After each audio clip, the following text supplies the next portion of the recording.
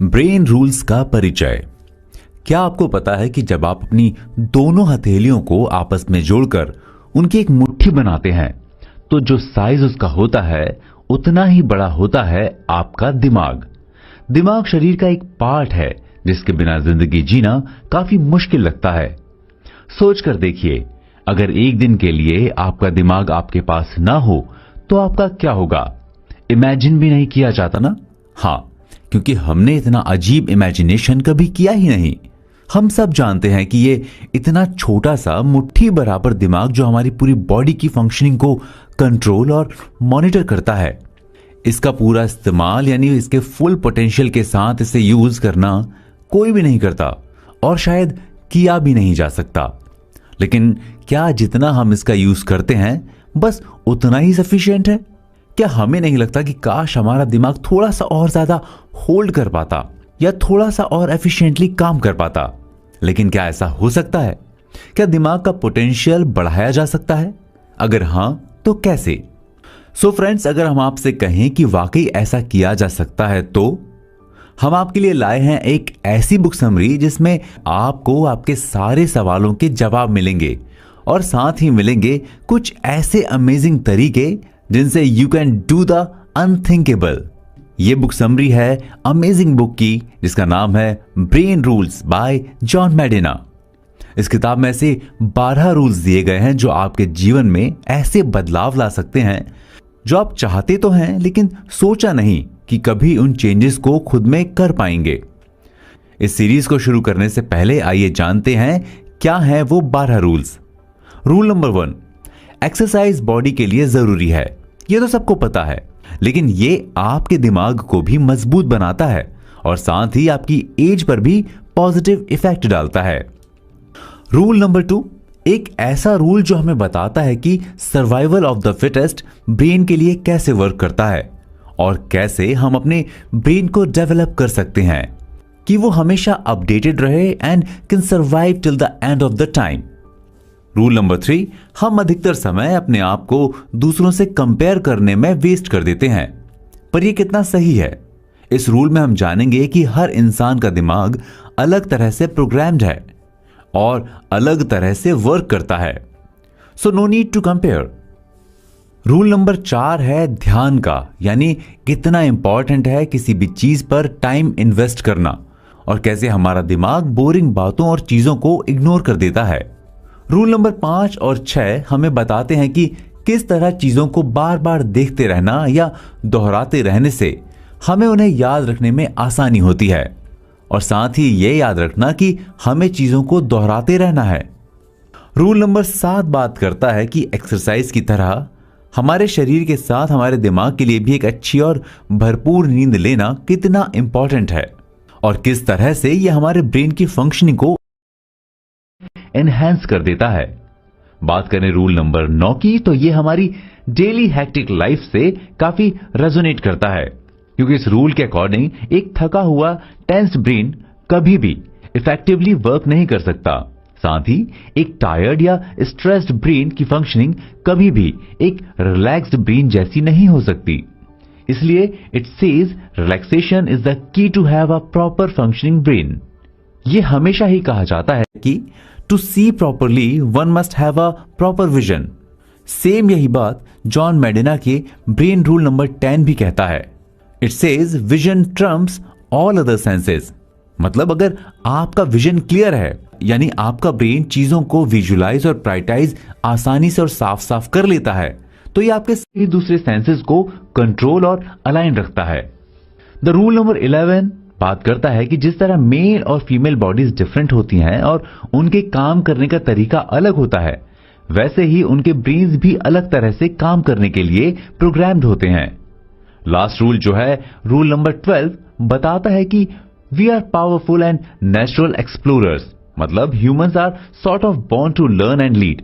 मतलब हम पैदा ही सीखने और आगे बढ़ने के लिए हुए हैं। हमारे दिमाग का काम है क्यूरियस होना और हमेशा ही कुछ ना कुछ नया एक्सप्लोर करते रहना, क्योंकि बिना एक्सप्लोर किए हम ह्यूमन हो ही नहीं सकते। तो दोस्तों, आप एक्साइटेड हो इस नए सफर पर चलने के लिए जो आपके ब्रेन को ट्रांसफॉर्म कर देगा और ये बेहतर ट्रांसफॉर्म ब्रेन सिस्टम देगा आपको जिंदगी को देखने और जीने का नया नजरिया। सीरीज के अगले एपिसोड में हम बात करेंगे रूल नंबर 1 की कि किस तरह आप अपनी एज बढ़ा सकते हैं। क्यूरियस है? जी हां, हम आगे बात करेंगे कंट्रोल ओवर ब्रेन और कैसे it can add more years into your life.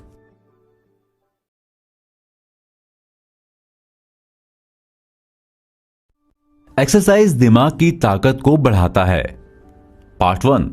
दोस्तों, ब्रेन रूल्स की सीरीज में हम बात कर रहे हैं ऐसे 12 रूल्स की जिनसे एक इंसान अपने ब्रेन की एफिशिएंसी को किस तरह बढ़ा सकता है। क्या आपको पता है कि आपकी एज एक्चुअली डिपेंड करती है आपके ब्रेन और उसकी प्रोसेसिंग पर? नहीं पता? चलिए आपको एक छोटा सा किस्सा बताते हैं। एक आदमी के हाथ बांधकर कैलिफोर्निया के लॉन्ग बीच हार्बर में फेंक दिया गया और उसको एक फ्लोटिंग केबल के साथ 70 बोट्स के साथ अटैच कर दिया गया। हर बोट पर एक एक पैसेंजर भी था। उस आदमी ने क्वींसवे ब्रिज से उन सभी 70 बोट्स को खींचते हुए तैरकर 1.5 मील का सफर तय किया। वो आदमी था जैक लेलमे, जो कि इस किताब को करते हुए अपना 70th बर्थडे मना रहा था। 1914 में पैदा हुए जैक लेलिन को अमेरिकन फिटनेस मूवमेंट का गॉडफादर भी कहा जाता है। Leg extension machine, cable fashion pulleys जैसे मॉडर्न जिम इक्विपमेंट्स बनाने वाले जैक के नाम पर एक एक्सरसाइज भी है, जंपिंग जैक। जैक की डेथ के समय उनकी एज 96 ईयर थी। लेकिन अगर हम बात करें जैक की सबसे बड़ी स्ट्रेंथ की, तो वो उनकी मसल्स नहीं बल्कि उनका माइंड है। ठीक इसी तरह famous architect Frank Lloyd Wright के बारे में अगर जानने की कोशिश करें तो हमें पता चलता है कि उनकी विल पावर कितनी स्ट्रांग थी और उनके माइंड की क्लैरिटी ही थी शायद जिसके चलते उन्होंने अपना लास्ट प्रोजेक्ट गुगनहाइम म्यूजियम 90 साल की एज में पूरा किया। 90 इयर्स सुन के थोड़ा इम्पॉसिबल सा लगता है ना, क्योंकि इस एज के लोगों की अगर बात करें तो हमें मोस्टली ऐसे लोग देखने को मिलते हैं जो अपनी लाइफ को बस ड्रैग करके दिन काट रहे होते हैं। तो आखिर क्या डिफरेंस है जैक, राइट और उनकी एज के और दूसरे लोगों में? इस डिफरेंस को समझने के लिए जॉन ने इसे क्वेश्चंस में बांटा है। पहला, क्या ऐसा कोई फैक्टर है जो यह डिसाइड करता है कि आखिर कौन कितनी एज तक जिंदा रहेगा? यह एक ऐसा सवाल है जिसका जवाब ढूंढने में रिसर्चर्स को सबसे ज्यादा मुश्किल हुई। रिसर्च में बहुत सारे ऐसे फैक्टर्स मिले जो नेचर एंड नर्चर पर डिपेंड करते हैं, लेकिन इन सब में सबसे इंपॉर्टेंट फैक्टर जो सामने आया वो है सेडेंटरी लाइफस्टाइल। आसान शब्दों में कहा जाए तो अगर आपकी लाइफस्टाइल बोरिंग और लेजीनेस से भरी हुई है तो आपके लिए 80 साल की एज तक पहुंचना भी बहुत बड़ी बात है। लेकिन अगर आप फिजिकली फिट हैं तो आप राइट की तरह एक अच्छी एज तक जिंदा रह सकते हैं। ऐसा इसीलिए क्योंकि एक फिजिकली फिट इंसान की बॉडी में बीमारियों का खतरा काफी कम हो जाता है। लेकिन एक और बड़ी बात जो सामने आई वो ये है कि ऐसे लोग जिनकी एज काफी अच्छी रही है वो मेंटली भी बहुत अलर्ट पाए गए हैं। इसी से दूसरा सवाल खड़ा होता है कि क्या वे लोग मेंटली ज्यादा अलर्ट थे? और तमाम तरह की रिसर्च के बाद एक ही जवाब सामने आया कि हां, रिसर्च में साफ तौर पर यह बात पता चली कि लोग फिजिकली एक्टिव थे, उनके ब्रेन डेवलपमेंट काफी स्ट्रांगली हुआ था। अब थर्ड क्वेश्चन था कि क्या एक कमजोर इंसान को फ्रैंक जैसे लॉन्ग लिविंग बनाया जा सकता है? इस सवाल के जवाब के लिए कुछ सेडेंटरी लाइफस्टाइल वाले बुजुर्गों को सेलेक्ट किया गया और उनकी ब्रेन पावर को मेजर किया गया और देन उन्हें एक्सरसाइज कराई गई और उनके ब्रेन पावर को फिर से मेजर किया गया और यह बात सामने आई कि उनकी सभी तरह की मेंटल एबिलिटीज वापस से प्रॉपर फंक्शनिंग कर रही हैं। अब लेकिन सवाल यह आता है कि आखिर कितनी एक्सरसाइज रिक्वायर्ड है और कौन सी? बहुत रिसर्च के बाद यह कंक्लूड किया गया कि एग्जैक्टली यह नहीं कहा जा सकता कि कितनी एक्सरसाइज करनी चाहिए। लेकिन हां, अगर एक इंसान 30 मिनट हफ्ते में 3-4 बार एक्सरसाइज करता है तो उसके पॉजिटिव इफेक्ट्स उसके ब्रेन पर पड़ते हैं। ऐसे ही सवालों के जवाबों से यह बात साफ हुई कि एक इंसान अगर हेल्थी लाइफस्टाइल फॉलो करता है और रेगुलरली एक्सरसाइज करता है तो वो अपनी एज में डेफिनेटली कुछ और साल बढ़ा देता है। लेकिन अब यह जानना बहुत जरूरी है कि आखिर ये फिटनेस गेम में ऐसा क्या जादू है जिसका असर सीधा हमारी एज पर पड़ता है और कैसे एक्सरसाइज हमारे ब्रेन की पावर को इंक्रीज करके हमें मेंटली और स्ट्रांग बनाती है to live a long life. तो चलिए इसके साथ चलते हैं अपने अगले चैप्टर पर।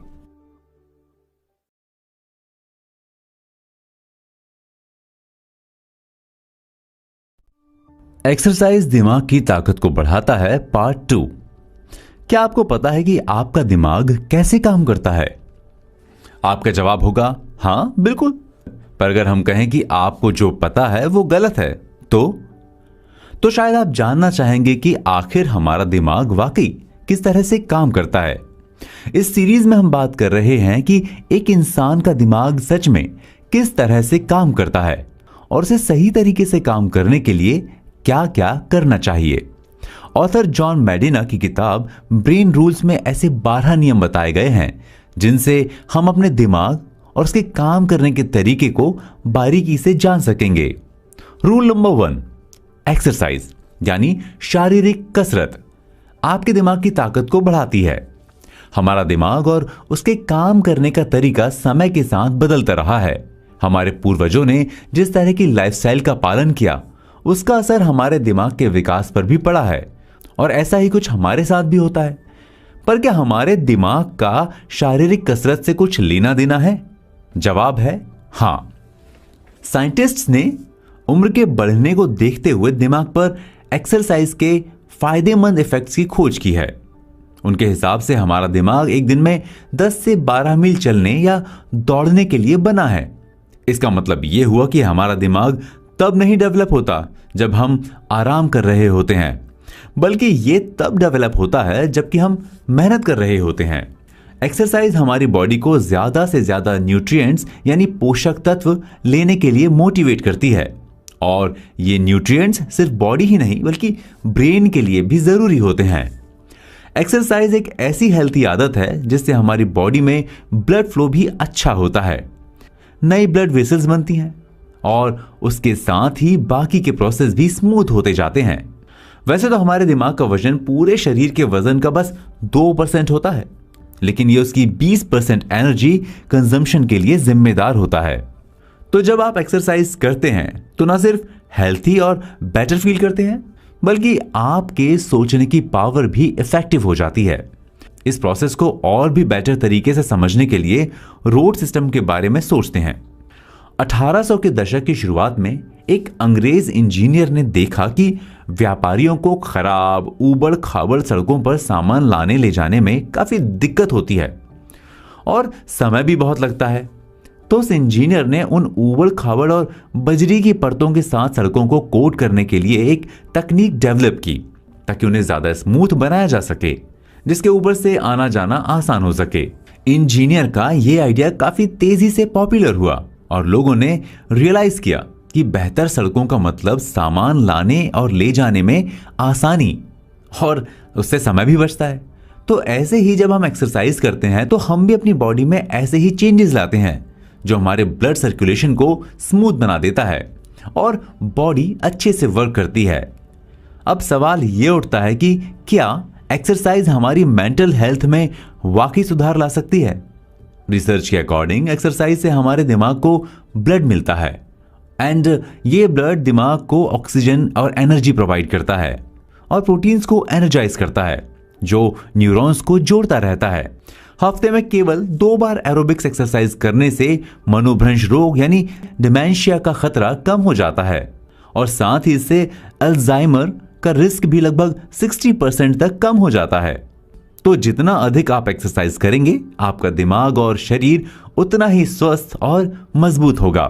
अगर मेडिना के वर्ड्स में कहा जाए तो अगर आपको अपनी थिंकिंग स्किल्स बढ़ानी है तो मूव यानी चलते रहिए।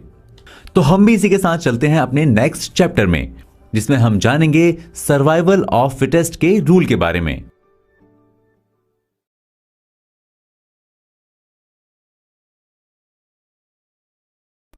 सर्वाइवल, इंसान के दिमाग को जाने, पार्ट 1। दोस्तों, हमने पिछले एपिसोड में जाना कि किस तरह एक्सरसाइज करके ब्रेन को स्ट्रांग किया जा सकता है और अगर आपका ब्रेन स्ट्रांग है, आपकी विल पावर स्ट्रांग है तो आप इजीली अपनी एज को बढ़ा सकते हैं। लेकिन आखिर ये ब्रेन में ऐसा क्या है जिसकी वजह से हमारी पूरी लाइफ, हमारी बॉडी और उसकी फंक्शनिंग सब कुछ इस पर डिपेंड करता है? तो दोस्तों, अगर हम बात करते हैं प्रेजेंट डे ह्यूमन की, तो यह ह्यूमन का एक बेहद इवॉल्व फॉर्म है। और ऐसा इसलिए है क्योंकि हमारे सर्वाइवल इंस्टिंक्ट्स और अडेप्टेबिलिटी बाकी कई सारी स्पीशीज से काफी ज्यादा हैं। पेड़ों से लेकर सवाना तक का हमारा सफर इन्हीं क्वालिटीज की वजह से इतना सक्सेसफुल हो पाया है। हमने अपनी कोशिशों के साथ साथ और भी दूसरी स्पीशीज की क्वालिटीज को अडॉप्ट किया है और उसे अपने सर्वाइवल में बखूबी यूज किया है। और ये सब खेल है ब्रेन का। पर आखिर किस तरह से हमारा ब्रेन ऐसे डेवलप हुआ? एक रिसर्च के हिसाब से दुनिया में एक टाइम पे रहने वाले सभी स्पीशीज में से ऑलमोस्ट 99.99 स्पीशीज आज विलुप्त हो चुके हैं। तो सोचिए कि आखिर हम में ऐसा क्या था कि हम आज भी सरवाइव कर रहे हैं, और न सिर्फ सरवाइव कर रहे हैं बल्कि लगातार ग्रो भी कर रहे हैं। इन सब के पीछे है हमारा ब्रेन और उसके टैक्टिक्स। एनवायरमेंटल चेंजेस के साथ सरवाइव करने के दो तरीके हैं। पहला, आप मजबूत बन सकते हैं। दूसरा, आप चालाक बन सकते हैं। और हम ह्यूमंस ने दूसरा वाला तरीका चुना। यह सुनने में थोड़ा और लगता है, लेकिन हमारी जैसी शारीरिक मजबूत ना रहने वाली रेस ताकत से नहीं बल्कि दिमाग के बल पर दुनिया पर कब्जा कर सकती है।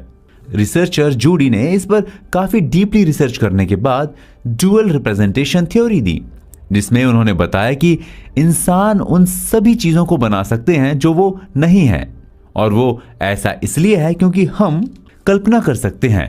हमारा ब्रेन सिंबॉलिक चीजों को भी रियलिटी में देख सकता है। हमारा ब्रेन एक बायोलॉजिकल टिश्यू है, बायोलॉजी के रूल्स को फॉलो करता है। और अगर रूल्स की बात की जाए तो सबसे बड़ा रूल है सर्वाइवल थ्रू नेचुरल सिलेक्शन। मतलब जिसे भी सफिशिएंट खाना मिलता है वो सरवाइव करता है, जो सरवाइव करता है वो सेक्स करता है, और जिसने भी सेक्स किया है वो अपनी नेक्स्ट जनरेशन को अपने सिम्टम्स दे सकता है। लेकिन इस पॉइंट तक पहुंचने के लिए हमने कौन सी स्टेजेस पार किए? आपने अगर वो एवोल्यूशन वाला चार्ट देखा होगा तो आप इसे समझ सकते हैं, जिसमें पहली ड्राइंग थी एक चिंपांजी की और आखिरी एक एस्टैब्लिश्ड ह्यूमन की। विथ टाइम सर्वाइवल्स के रूल्स चेंज हो रहे थे और नई ह्यूमन रेस पुराने खाली जगहों को फिल कर रही थी। यह सब कुछ एक ग्रेजुअल प्रोसेस के साथ हुआ। अफ्रीका को सूखा और धूल भरे मैदानों में बदलने में करीब 10 मिलियन साल लगे होंगे। इसे गोल्डीलॉक्स इफेक्ट कहते हैं। अगर एनवायरमेंटल चेंजेस एकदम से हो गए होते तो क्लाइमेट रिलेटेड वायलेंस ने हमारे एंसेस्टर्स को कब का खत्म कर दिया होता, और आज न हम ये बोल रहे होते और न ही आप ये सुन रहे होते। हमें से कई लोगों को ये लगता है कि हमारे सर्वाइवल के चांसेस बहुत स्ट्रांग रहे होंगे, और शायद ये सही भी हो। लेकिन हमारे इमीडिएट एंसेस्टर्स को बनाने वालों का काउंट कोई अराउंड 2000 ही रहा होगा। हम अगर बात करें हमारी प्रेजेंट एबिलिटीज की तो इसके पीछे कई कारण हैं, जिसके बारे में रिसर्चर्स ने काफी बात की है। लेकिन हमारी इवोल्यूशन हिस्ट्री में कुछ और भी रहा होगा जिसने इंसान की सोच को इतना अमेजिंग बना दिया। कोई ऐसा रैंडम जेनेटिक म्यूटेशन जिसने हमें इतनी स्ट्रॉन्ग एडेप्टेशन पावर दी है। फ्रेंड्स, इस सीरीज के नेक्स्ट पार्ट में हम बात करेंगे और जानेंगे उस चीज के बारे में जिसने हमारे सर्वाइवल को इतना स्ट्रॉन्ग और कॉम्पिटिटिव बनाया और हमें पहुंचाया वहां जहां हम आज हैं। एक ऐसी रेस जो आज दुनिया पर रूल कर रही है और दूसरे स्फेयर्स को भी एक्सप्लोर कर रही है। तो चलिए चलते हैं अपने नेक्स्ट चैप्टर पे। आप सुन रहे हैं ब्रेन रूल्स मेरे यानी चेतन के साथ।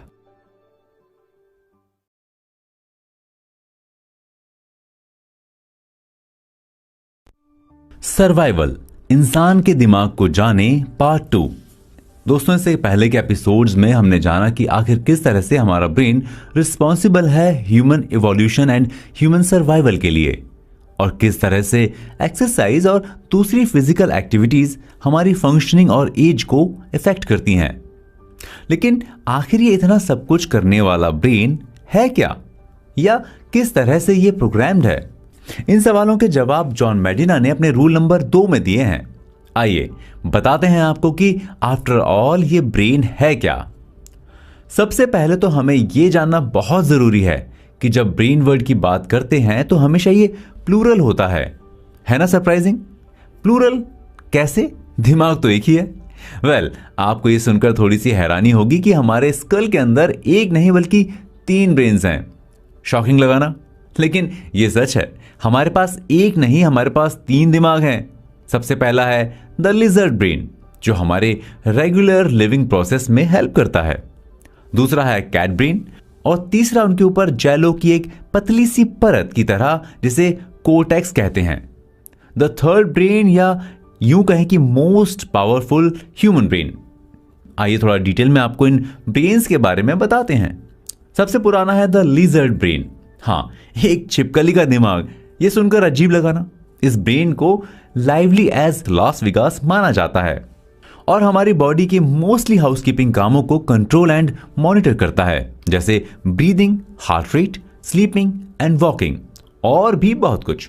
दूसरा है पैलियो यानी मैमेलियन ब्रेन, जो आपके और हमारे सर्वाइवल के लिए जिम्मेदार है, या जैसा कि कुछ वैज्ञानिक कहते हैं कि 4 F's: fighting, feeding, feeling and reproductive behaviour.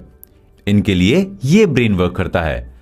And last में है तीसरा द ह्यूमन ब्रेन, जो सभी कॉम्प्लेक्स कामों के लिए जिम्मेदार है, और यही है द पिनिकल ऑफ इवोल्यूशन, यानी कि हमारी प्रोग्रेस, ग्रोथ और सक्सेस के लिए रिस्पॉन्सिबल ब्रेन। ये तो हुई ब्रेन्स की बात, लेकिन अब एक प्रॉब्लम जो सबसे ज्यादा सामने आती है वो ये है कि हमसे हमेशा एक्सपेक्ट किया जाता है कि हम हमेशा हमारा ह्यूमन ब्रेन एक्टिव रखें, लेकिन इसमें हम ये भूल जाते हैं कि बाकी दोनों ब्रेन भी उस कल में कोएग्जिस्ट कर रहे हैं। इनफैक्ट जब हम ब्रेन रूल्स की बात करते हैं तो इसमें मोस्टली रूल्स ह्यूमन ब्रेन के लिए ही हैं, जो कि ह्यूमंस का एक बहुत बड़ा हिस्सा है एंड डेफिनेटली जिसे इग्नोर नहीं किया जा सकता।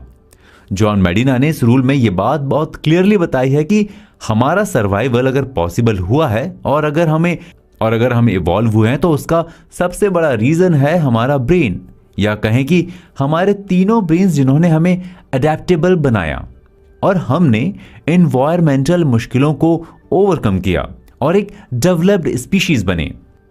अगर हम इस पूरे रूल के क्रक्स की बात करें तो हम ये कह सकते हैं कि हमारी ह्यूमन एबिलिटी है एक चीज से दूसरी चीज को जोड़कर और उससे सीखकर आगे बढ़ने की, और ये बहुत यूनिक ह्यूमन टैलेंट है जो हमें हर दूसरे स्पीशीज से अलग बनाता है। ये ट्रेट या आदत हमारी जरूरत की वजह से हमें डेवलप हुई है ताकि ह्यूमंस एक दूसरे की इंटेंशंस और मोटिवेशंस को समझ सकें और इजीली ग्रुप्स में काम कर सकें। आफ्टर ऑल, इवोल्यूशन के प्रोसेस के लिए सबसे ज्यादा अगर कोई जरूरी चीज थी या है तो वो है हमारे ब्रेन्स को अलाइंड होकर काम करना। इस सीरीज के नेक्स्ट पार्ट में हम बात करेंगे रूल नंबर 3 की। हम हमेशा कहते हैं कि 2 अलग अलग लोगों के दिमाग और उनके तरीके एक से नहीं हो सकते। आखिर ऐसा क्यों होता है? क्या है जो हमें एक ही स्पीशीज होने के बावजूद एक दूसरे से अलग बना देता है? क्यों होते हैं हमारे ब्रेन्स और उनकी फंक्शनिंग बिल्कुल अलग? बहुत सारे ऐसे ही सस्पेंसफुल फैक्टर्स जिन्हें जानकर आपको पता चलेगा कि असली दिमाग का खेल है क्या। तो चलिए चलते हैं अपने अगले चैप्टर पर।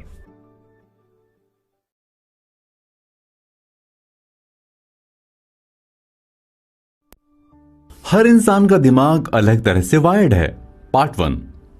हेलो दोस्तों, ब्रेन रूल्स के नए एपिसोड में आपका स्वागत है। इस सीरीज में हम बात कर रहे हैं ऐसे रूल्स की जो हमें यह जानने में मदद करते हैं कि आखिर एक इंसानी दिमाग काम कैसे करता है और किस तरह से एक इंसान उस दिमाग को नर्चर और प्रोसेस करके उसकी फंक्शनिंग एंड एबिलिटीज का ऑप्टिमम यूज कर सकता है। जॉन मेडिना ने एक बेहतरीन रिसर्च के बाद ये 12 रूल्स लिखे हैं। इन रूल्स की समझ के साथ हम शायद वो कर सकते हैं जो हमने कभी सोचा भी नहीं।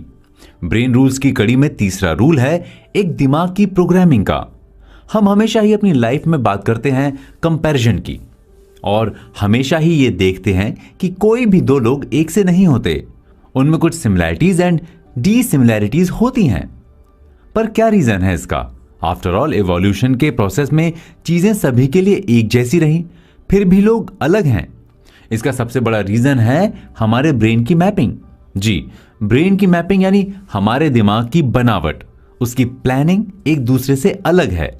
और इतना ही नहीं, ये लगातार बदलती भी रहती है। मिचेल जॉर्डन की अगर बात की जाए तो हम देखेंगे कि उनका करियर असफलताओं से भरा रहा। 1994 में दुनिया के बेस्ट बास्केटबॉल प्लेयर में से एक और उस सदी में ESPN के 20th सबसे बड़े एथलीट्स में अपनी जगह बनाने वाले जॉर्डन ने अपने करियर के पीक पर बास्केटबॉल छोड़कर बेसबॉल में अपना करियर बनाने की सोची और वो उसमें बेहद असफल रहे। वहीं दूसरी ओर केन ग्रिफे जूनियर उसी समय बेसबॉल की दुनिया के चमकते सितारे थे। आउटफील्ड पर उनके कैच देखकर ऐसा लगता था कि वो हवा में तैर रहे हों। पर ऐसा क्या था जो इन दोनों को एक दूसरे से इतना अलग बनाता था? आखिर इन दोनों की बॉडीज में ऐसा क्या चल रहा था? यह सारा खेल उनके ब्रेन सेल्स और उनके स्केलेटन के बीच की कम्युनिकेशन एबिलिटी पर डिपेंड करता था। एंड हां, इस पर भी कि आखिर उनके ब्रेन्स की वायरिंग कैसी है। इस पूरे फैक्टर को समझने के लिए हमारा यह जानना बहुत जरूरी है कि आखिर हमारे ब्रेन में क्या होता है, बिकॉज हमारा ब्रेन कॉन्स्टेंटली सीख रहा है। It always learning. जब हम दो लोगों की बात करते हैं, इवन तो आइडेंटिकल ट्विंस की, जिनके बारे में जिनके एक्सपीरियंसेस भी काफी हद तक एक जैसे होते हैं, उनकी भी एबिलिटीज डिफरेंट हो सकती हैं या होती हैं। ये सब कुछ ब्रेन नर्व्स का गेम है। ऐसा कुछ भी नहीं है जो एक बॉडी बिना नर्व सेल्स के इन्वॉल्व कर सके। हम भले ही इस प्रोसेसिंग के लिए ग्रेटफुल फील ना करें, लेकिन हमारी नर्व्स ऐसा नहीं होने देती। तो अगर हम रूल नंबर 3 की बात करें तो हमें पता चलेगा कि हमारे ब्रेन की वायरिंग एक दूसरे से बिल्कुल अलग है और ये समय और लाइफ में होने वाले एक्सपीरियंसेस के साथ बदलती रहती है। जॉन मेडिना ने लिखा है कि आप जीवन में जो करते हैं और सीखते हैं वो शारीरिक रूप से आपके दिमाग की बनावट को बदल देता है। It literally rewrites it. अपने दिमाग को खाली मैप के रूप में इमेजिन करें जिसमें कोई सड़क नहीं है। मोर और लेस हर इंसान के दिमाग का ब्लूप्रिंट एक जैसा ही होता है। एक जैसी प्लेसेस, एक जैसी लोकेशंस और एक जैसे ही माइलस्टोन्स। लेकिन फिर भी दो अलग लोग कभी भी उस मैप पर एक जैसा या सिमिलर रोड मैप नहीं बनाते और ना ही सेम पैटर्न पर जोड़ते हैं। It is always different. अगर दूसरे शब्दों में कहा जाए तो किन्हीं भी दो लोगों का दिमाग एक ही तरह से एक ही जगह पर एक ही तरह की जानकारी को स्टोर नहीं करता और यही वो बात है जो उन्हें एक दूसरे से अलग बनाती है और उनकी डिफरेंट वर्किंग्स के लिए जिम्मेदार होती है। अब बात यह आती है कि आखिर ब्रेन की इस वायरिंग और इस डिफरेंट प्रोसेसिंग को आसानी से कैसे समझा जा सकता है। तो इस सीरीज के नेक्स्ट पार्ट में हम आपको बताएंगे कि किस तरह आप कॉम्प्लेक्स प्रोसेस को आसानी से समझ सकते हैं और उसके अकॉर्डिंग अपने ब्रेन की मैपिंग पर काम करके उसकी एफिशिएंसी बढ़ा सकते हैं।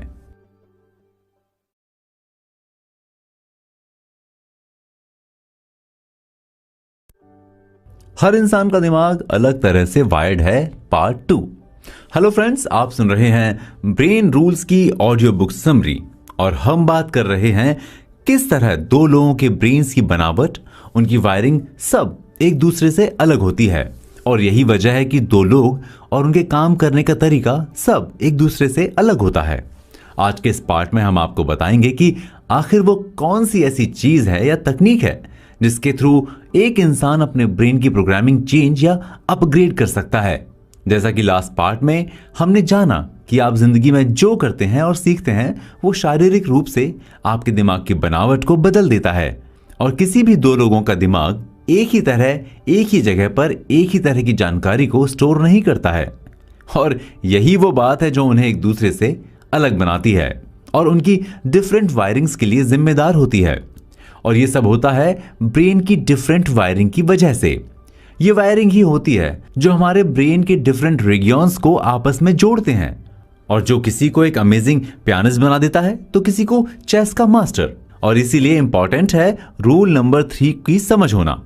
इस रूल को समझना इंपॉर्टेंट है क्योंकि जीवन भर हम जिस भी इंसान के साथ बातचीत करते हैं वो उनके जीवन के अनुभव के हिसाब से हमसे बिल्कुल अलग होता है और इनफैक्ट हर पर्सन अपने एक्सपीरियंसेस से शेप हुआ होगा। सो डेफिनेटली हम लोगों को बेहतर ढंग से पढ़ना और समझना सीखना होगा और ये थ्योरी ऑफ माइंड स्किल्स के साथ किया जा सकता है। दो अलग अलग लोगों के ब्रेन के अलग अलग रीजन्स भी डिफरेंट रेट पर डेवलप होते हैं। लोगों की इंटेलिजेंस जज करने के कई तरीके होते हैं, जैसा कि हमने लास्ट एपिसोड में बताया था कि जरूरी नहीं कि दो अलग अलग एक्सपीरियंसेस वाले लोग एक फील्ड में एक जैसा ही परफॉर्म करें, और उनकी इंटेलिजेंस सिर्फ आईक्यू टेस्ट से जज नहीं की जा सकती। समझदार होने का या किसी को समझदार समझने के हजारों तरीके हैं, और ये सब उनके दिमाग की वायरिंग पर डिपेंड करता है। हम इस फैक्ट को इग्नोर नहीं कर सकते कि हर स्टूडेंट का दिमाग, हर एम्प्लॉय का दिमाग, हर कस्टमर का दिमाग अलग तरह से जुड़ा होता है, और शायद इसीलिए कुछ लोग आईक्यू टेस्ट में अच्छा परफॉर्म करते हैं और कुछ नहीं। एक Austrian American medical doctor Eric Kandel, जो साइकेट्री में स्पेशलाइजेशन रखते थे और एक न्यूरो साइंटिस्ट भी थे, उन्होंने अपनी खोज के लिए सन 2000 में फिजियोलॉजी में नोबेल पुरस्कार जीता कि सी स्लग में एक सिंगल न्यूरॉन नए एक्सॉन्स एंड डेंड्रिट्स को डेवलप कर सकता है, और यह भी कि जब लोग कुछ सीखते हैं तो उनके दिमाग की वायरिंग भी बदल जाती है। दिस एक्सप्लेन्स कि मेरा दिमाग आपके दिमाग से बिल्कुल अलग क्यों होगा। हम सभी के जीवन के अलग अलग अनुभव होते हैं जो हमारे दिमाग का निर्माण करेंगे और उसे शेप देंगे। तो अब एक चीज जो पूरे रूल में क्लियरली समझ में आती है वो ये कि हम कॉन्स्टेंटली जो दूसरों से कंपेयर करते रहते हैं उसकी कोई जरूरत ही नहीं। ऐसा हमें हमारे एक्सपीरियंसेस बनाते हैं, तो हम एक हो ही नहीं सकते, हमारी कैपेबिलिटीज एक नहीं हो सकती। So no need for hassles. हमें जिस चीज पर सबसे ज्यादा फोकस करना चाहिए वो है लर्निंग। हमें यह मेक श्योर करना चाहिए कि हमारे एक्सपीरियंसेस ऐसे हों जो हमें एक बेटर शेप दे सकें, क्योंकि हम जितना सीखेंगे उतना ही ब्रेन डेवलप होगा और उसी डायरेक्शन में होगा जिसे हम चाहते हैं। सो जो भी हमारे डिजायर हों हमें उसी से रिलेटेड नॉलेज पर फोकस करना चाहिए। So eventually the key is कि हम किस तरह से अपने इंडिविजुअल डिफरेंसेस को ऑनर करें। दोस्तों, इस रूल के बाद नेक्स्ट रूल वो है जिसकी शायद हम सबको बहुत जरूरत है। वो रूल है ध्यान का। रूल ऑफ अटेंशन जो बात करता है हम किस चीज पर कितना ध्यान देते हैं और आखिर हमारा मेजर फोकस कहां होना चाहिए। After all success and life ये सब फोकस पर ही तो डिपेंड करता है। तो चलिए चलते हैं अपने नेक्स्ट चैप्टर पर।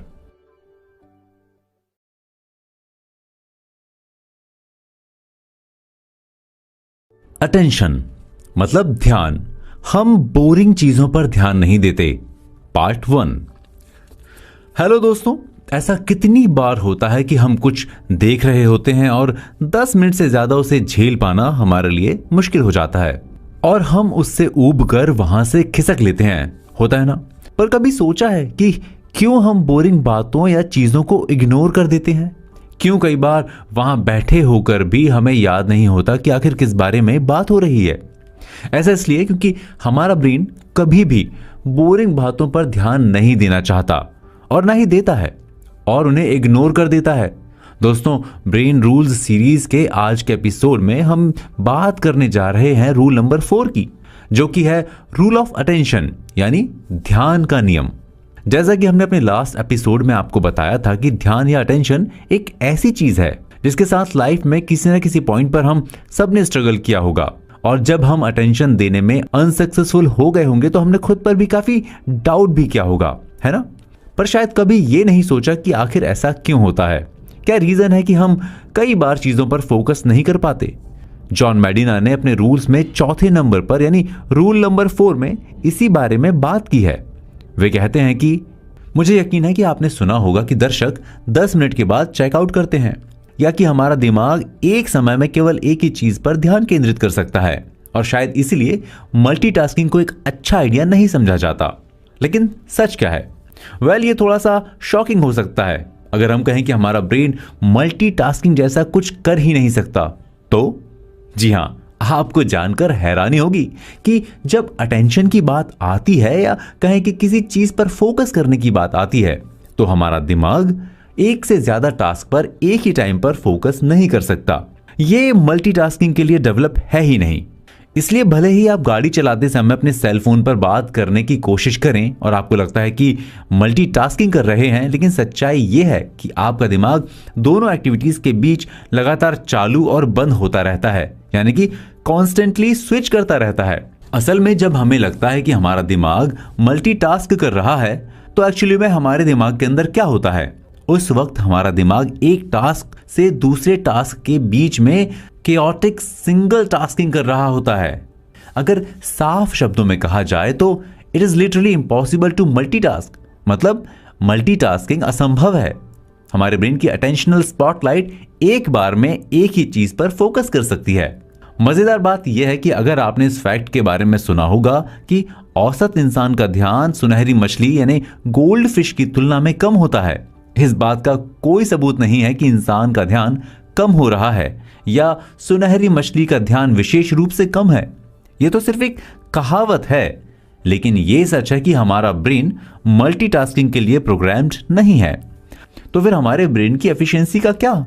कि क्या कोई ऐसा तरीका है जिसके थ्रू हम इसकी एफिशिएंसी को बढ़ा सकते हैं? वेल, जहां प्रॉब्लम है वहां सोल्यूशन तो होगा ही। तो जॉन मेडिना ने हमारे इन सवालों के जवाब भी दिए हैं। उन्होंने बताया कि आखिर कैसे हम अपने ब्रेन को और ज्यादा एफिशिएंट बना सकते हैं और ज्यादा फोकस भी। इस सीरीज के नेक्स्ट पार्ट में हम रिवील करेंगे कुछ ऐसे सीक्रेट्स जिनको फॉलो करने से आपका ब्रेन वाकई ज्यादा एफिशिएंट हो जाएगा।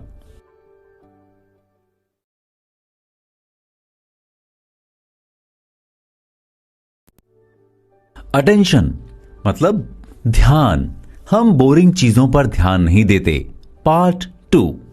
फ्रेंड्स, ब्रेन रूल्स की सीरीज के पिछले एपिसोड में हमने बात की कि किस तरह हमारा ब्रेन मल्टीटास्किंग के लिए प्रोग्राम्ड नहीं है, और शायद यही वजह है कि हमें फोकस करने में इश्यूज होते हैं या हम बोरिंग चीजों से ऊब जाते हैं। लेकिन ऐसा नहीं है कि इस चीज का कोई सोल्यूशन नहीं है। हम जानते हैं कि हमारा ब्रेन चीजें बहुत ज्यादा याद नहीं रख सकता, स्पेशली अगर वो बोरिंग है तो। जैसा कि आप अच्छी तरह से जानते हैं कि अपनी लाइफ में अब तक देखे गए हर पावर पॉइंट प्रेजेंटेशन में आपके लिए किसी भी चीज पर 10 मिनट से ज्यादा समय तक ध्यान देना इम्पॉसिबल है। लेकिन आखिर इसका सोल्यूशन क्या है? चलिए हम आपको बताते हैं कि रूल नंबर 4, जहां जॉन मेडिना ने हमें कुछ तरीके भी बताए हैं। हम जानते हैं कि जब ऑडियंस 10 मिनट के बाद चेकआउट कर रहे होते हैं तो हम स्टोरी सुनाकर या कोई फुल ऑन इमोशन से भरा इंसिडेंट नैरेट करके उनका ध्यान वापस खींच सकते हैं। And it does work. लेकिन क्यों? ऐसा इसलिए है क्योंकि इमोशनल अराउजल ब्रेन को और ज्यादा सीखने में हेल्प करता है। एक साइंटिस्ट माइकल पैसनर ने एक थ्योरी डेवलप की जिसका नाम है अलर्टिंग और अराउजल नेटवर्क। ये किसी भी अनयूजुअल एक्टिविटी के लिए सेंसरी एनवायरनमेंट को मॉनिटर करता है। ये एक नॉर्मल लेवल है जिस पर हमारा ब्रेन हमारे सराउंडिंग्स वर्ल्ड पर अटेंशन दे रहा होता है। ऐसा इसलिए होता है क्योंकि इमोशंस मेमोरीज को क्रिएट करने और उन्हें इंटैक्ट रखने में हमारी मदद करते हैं। इसलिए अगर आप अपनी नेक्स्ट प्रेजेंटेशन को या पाठ को यादगार बनाना चाहते हैं तो सबसे अच्छा तरीका है कि किसी तरह अपने दर्शकों या क्लास के साथ एक कहानी के साथ जुड़ें जिससे वे इमोशनल लेवल पर जुड़ते हैं। लेकिन आखिरकार ऐसा क्यों होता है? क्यों हमारे इमोशंस हमारे ब्रेन और उसकी एक्टिविटी को अफेक्ट करते हैं? ऐसा इसलिए होता है क्योंकि इमोशंस ऑडियंस के मिरर न्यूरॉन्स को एक्टिवेट कर देते हैं और ऑडियंस आपकी बात को बहुत ध्यान से सुनेंगे। वो आपके साथ एक कनेक्ट फील करेंगे और आप पर उनका ट्रस्ट और कनेक्ट काफी डीप लेवल पर होगा। हमारा दिमाग और हम पैटर्न्स को देखने में काफी बेटर हैं। इवन कोई भी ऐसा इवेंट जिससे हमने डिटेल में देखा हो या रिकॉर्ड किया हो, हम उसकी मीनिंग को इजीली एब्स्ट्रैक्ट कर सकते हैं। हमारा दिमाग बहुत सारे ग्राउंड्स पर वर्क करता है और बहुत सारी चीजों से इसकी वर्किंग इफेक्ट होती है। ऐसा ही एक बहुत बड़ा फैक्टर होता है गैप या हॉल्ट्स। हमारे दिमाग को टाइम टू टाइम एक गैप की या आराम की जरूरत होती है और ऐसे ही ये टाइम इंटरवल्स एडवर्टीजमेंट जैसे होते हैं जो मूवी के बीच बीच में आते हैं। किसी का भी ध्यान अपनी ओर खींचने के लिए या अपनी बातों को इफेक्टिव बनाने के लिए हम अपनी ऑडियंस को हुक करके रखें, और ऐसा करने के कई तरीके हैं जिसमें सबसे ज्यादा इंपॉर्टेंट रोल होता है इमोशंस का। सो अगर हमें चाहिए कि हमारी ऑडियंस का ध्यान हम पर से नहीं हटे या वो बोर ना हो, तो ये जरूरी है कि हम हर 9 मिनट 59 सेकंड पर कुछ ऐसी इमोशनल एक्टिविटी करें जो उन्हें हमारे साथ बांध कर रख सके। एक वाइडली रिसर्च पर्सपेक्टिव के साथ जॉन मेडिना ने अपने 4th रूल में यह बताया है कि हमारा दिमाग सिर्फ उन्हीं बातों या चीजों पर ध्यान देता है जो उसे इंटरेस्टिंग लगती हैं या जिनसे वो इमोशनल ग्राउंड्स पर कनेक्टेड फील करता है। दोस्तों, इस सीरीज के अगले सेगमेंट में हम बात करेंगे अगले ब्रेन रूल की, यानी ब्रेन रूल नंबर 5, जो बात करता है मेमोरी यानी याददाश्त की। ये ब्रेन रूल हमें बताता है कि आखिर किस तरह एक अच्छे फोकस के साथ हम हमारी मेमोरी को भी स्ट्रांग बना सकते हैं। आफ्टर ऑल शार्प मेमोरी किसे नहीं चाहिए होती। नेक्स्ट एपिसोड में हम डिस्कस करेंगे कुछ ऐसी मेमोरी सीक्रेट्स और जानेंगे कि क्या करना चाहिए स्ट्रांग मेमोरी के लिए। मैं हूं चेतन, आप मेरे साथ सुन रहे हैं ब्रेन रूल्स बुक की ऑडियो बुक समरी। हमारे साथ यूं ही बने रहें।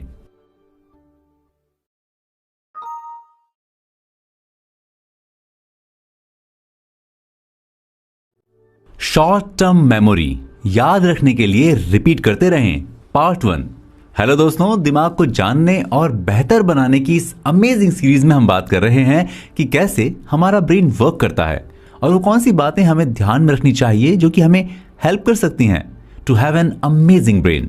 हमने अब तक बात की जॉन मैडिना के फाइंड किए हुए 4 रूल्स की। अब हम बात करेंगे एक ऐसे रूल की जो शायद हम सब के लिए बहुत जरूरी है जानना, क्योंकि आफ्टर ऑल बिना मेमोरी के कुछ भी पॉसिबल नहीं है। रोमन लोग एक कहावत कहते हैं, रिपीटियो मैटर स्टूडियोरम सेट, जिसका मतलब है repetition is the mother of learning. अगर आप कुछ भी सीखना चाहते हैं तो उसे दोहराना जरूरी है। लेकिन क्यों? क्योंकि हमारा दिमाग ऐसे ही काम करता है। जब भी आप किसी चीज को याद रखने की कोशिश करते हैं तो हमारा दिमाग एक प्रोसेस से गुजरता है। ऐसा इसलिए होता है क्योंकि हमारी मेमोरी कई पार्ट्स में डिवाइडेड है। हमारे ब्रेन के पास कई तरह के मेमोरी सिस्टम्स हैं। बेसिकली ये 2 पार्ट्स में बटे हुए होते हैं, शॉर्ट टर्म मेमोरी और लॉन्ग टर्म मेमोरी। अगर हम रूल की बात करें, ये रूल हमें बताता है कि कुछ भी याद रखने के लिए उसे दोहराया जाना चाहिए या कम से कम इसे हमारी शॉर्ट टर्म या वर्किंग मेमोरी से बाहर खींचना चाहिए। मेमोरी 2 तरह की होती हैं, डिक्लेरेटिव जो कि तथ्यों यानी फैक्ट्स को याद रखने में काम आती हैं, और नॉन डिक्लेरेटिव जो कि उन बातों के लिए होती हैं जिन्हें समझने में हमें मुश्किल होती है, जैसे कि हम एक साइकिल कैसे चलाते हैं, या वो बातें या चीजें जिनके पीछे के कारण हमें समझ नहीं आते या जिन्हें हम समझा नहीं पाते। जॉन मैडिना का ये ब्रेन रूल हमें हमारी मेमोरी सिस्टम को समझने में मदद करता है और साथ ही हमें बताता है कि आखिर हमारी मेमोरी का काम क्या है। क्या आपको पता है, जब आप कोई चीज देखते हैं या उसे याद करते हैं तो उस बात का या उस इंफॉर्मेशन का एक्चुअली में होता क्या है? जैसे ही इंफॉर्मेशन हमारे दिमाग में आती है और जब भी हम किसी बात को या जानकारी को याद करने की कोशिश करते हैं तो हमारा दिमाग उसे इनकोड करके फ्रेगमेंट्स में बांट देता है और उसे कोर्टेक्स के अलग अलग रीजन्स में स्टोर करने के लिए भेज देता है। हालांकि जब तक आप बार बार जानकारी को डिकोड करने की कोशिश नहीं करते हैं तब तक आपका दिमाग कोड भूल जाता है और इस तरह आप जानकारी भूल जाते हैं। डिक्लेरेटिव मेमोरी बेसिकली एक 3 स्टेप प्रोसेस की बात करती है, जिसमें पहला स्टेप होता है इनकोडिंग। अब पहले ये जानते हैं कि ये इनकोडिंग आखिर काम कैसे करती है। जब भी कोई जानकारी हमारे दिमाग में आती है तो ये एक ऐसे चलते हुए ब्लेंडर की तरह काम कर रहा होता है जिसका लिड खुला छोड़ दिया गया हो। तो जैसे ही कोई इंफॉर्मेशन इसमें आती है, ये उसके पीसेस करके हमारे ब्रेन के अलग अलग हिस्सों तक पहुंचा देता है। हम उन बातों या चीज़ों को ज़्यादा अच्छे से याद रख पाते हैं या जिन्हें हमने अच्छी तरह से इनकोड किया होता है, यानी कन्वर्ट किया होता है, या फिर पर्सनली उसे एक्सपीरियंस किया होता है। फॉर एग्जाम्पल, अगर आपको एक फ़ोन नंबर याद करना है, जो कि आजकल हमें नहीं करना होता थैंक्स टू मोबाइल फोन्स, तो हमें कोशिश करनी चाहिए उन नंबर्स को किसी पिक्चर या इमेज से एसोसिएट करने की, सो ये नंबर अपने दिमाग में अच्छी तरह से इनकोड हो सकें। याद करने के लिए मेथड को रेडिकुलस एसोसिएशन कहा जाता है। आप जितनी क्रेजी इमेज को यूज करेंगे, आपको नंबर उतने ही अच्छे से याद रहेगा। सुनने में आपको शायद ये काफी स्टूपिड लगे, लेकिन इतनी बड़ी या लंबी सी कहानी दिमाग में स्टोर करना इज मैड। लेकिन रियलिटी में स्टोरी जितनी कॉम्प्लेक्स होगी उतना ही आपको याद होगा। दोस्तों, डिक्लेरेटिव मेमोरी के बाकी के 2 स्टेप के बारे में हम आपको बताएंगे नेक्स्ट एपिसोड में, जहां आप जान सकेंगे कि आखिर क्या है वो तरीके और कैसे काम करती है हमारी शॉर्ट टर्म मेमोरी।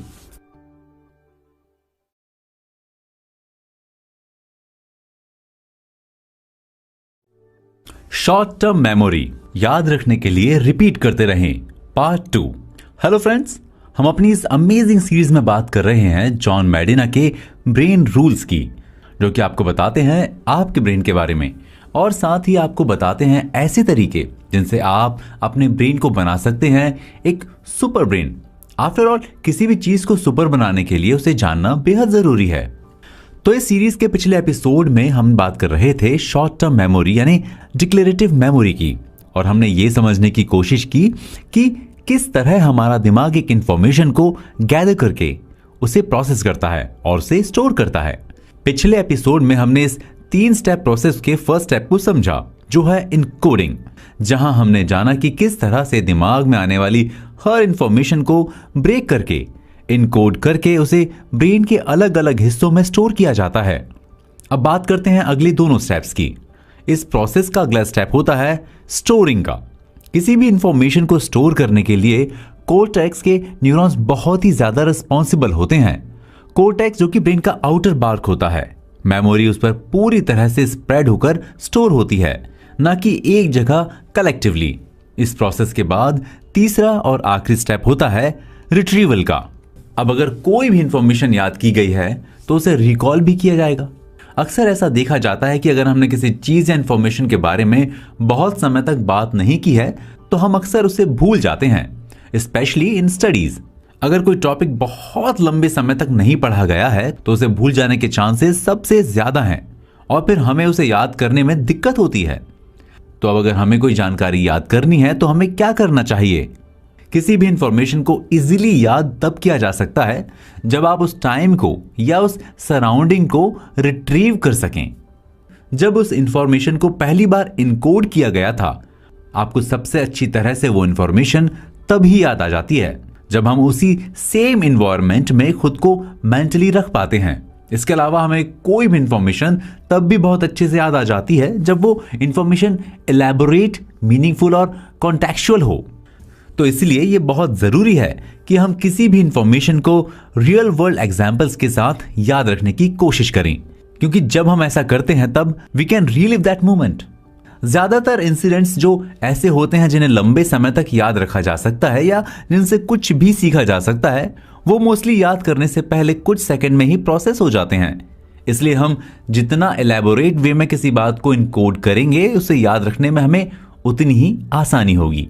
और जैसा कि पहले भी कहा गया है कि अगर आप किसी भी बात या इंफॉर्मेशन को रिट्रीव करना चाहते हैं तो अपने आप को उसी सेम एनवायरनमेंट में रखने की कोशिश करें जिसमें वो स्टोर की गई थी, और साथ ही उस चीज को बार बार दोहराते रहें, क्योंकि ऐसा करने से वो आपकी लॉन्ग टर्म मेमोरी में सेव हो जाएगी। और यही है हमारा ब्रेन रूल नंबर 6, जहां हम बात करेंगे लॉन्ग टर्म मेमोरी के बारे में, यानी इंफॉर्मेशन को बहुत लंबे समय तक याद रखना। तो आप बने रहिए हमारे साथ।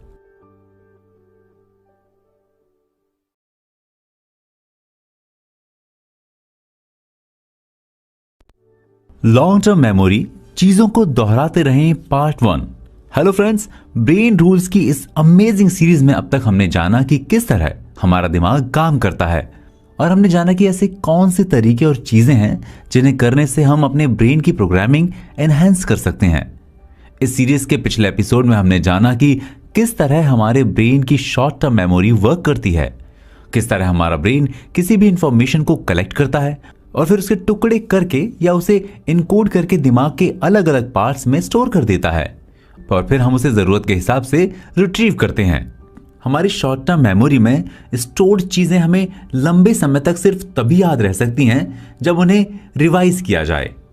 बात की जाए लॉन्ग टर्म मेमोरी की, यानी कि किसी भी इंफॉर्मेशन को बहुत लंबे समय तक याद रखने की, जो कि एक ऐसी प्रॉब्लम है जिसे हम सब फेस करते हैं, तो उसके लिए हमें क्या करना चाहिए? जॉन मेडिना ने ब्रेन रूल्स के बारे में बात करते हुए यह बताया कि आखिर ऐसा क्या है जिससे हम किसी भी इंफॉर्मेशन या बात को बहुत लंबे समय तक याद रख सकते हैं, और यह सब उन्होंने बताया है ब्रेन रूल 6 में। जॉन मेडिना कहते हैं कि ज्यादातर यादें मिनटों में गायब हो जाती हैं, लेकिन जो बच जाती हैं वो विद टाइम के साथ और ज्यादा स्ट्रांग हो जाती हैं। अब बात आती है वर्किंग मेमोरी की। एक साइंटिस्ट एलन बैडली ने वर्किंग मेमोरी को 3 components model, auditory, visual and executive में डिफाइन किया है। इसके अकॉर्डिंग पहला कंपोनेंट हमें ऑडिटरी इंफॉर्मेशन यानी सुनी हुई जानकारी को रिटेन करने में हेल्प करता है। बैडली ने इसे साउंड डाइड लूप कहा है। और सेकंड कंपोनेंट हमें विजुअल इंफॉर्मेशन स्टोर करने में हेल्प करता है। एंड द थर्ड कंपोनेंट एक कंट्रोल टास्क है जिसे सेंट्रल एग्जीक्यूटिव कहा जाता है, जिसका काम हमारी वर्क मेमोरी में सारी एक्टिविटीज का ट्रैक रखना है। हमारे दिमाग में सारी चीजें लाइब्रेरी मॉडल में स्टोर होती हैं। एक लाइब्रेरी की ही तरह हमारे दिमाग में चीजें स्टोर हो जाती हैं और रिक्वायरमेंट के अकॉर्डिंग उन्हें रिट्रीव किया जाता है। Ancient philosophers and modern scientist इस बात को मानते हैं कि हमारे पास डिफरेंट टाइप के रिकैप्चरिंग सिस्टम होते हैं। वो इस बात पर डिपेंड करता है कि हमें किस तरह की इंफॉर्मेशन चाहिए और उस मेमोरी को हमारे दिमाग में आए हुए कितना टाइम हुआ है, यानी कब हमने पहली बार उस इंफॉर्मेशन को गैदर किया था।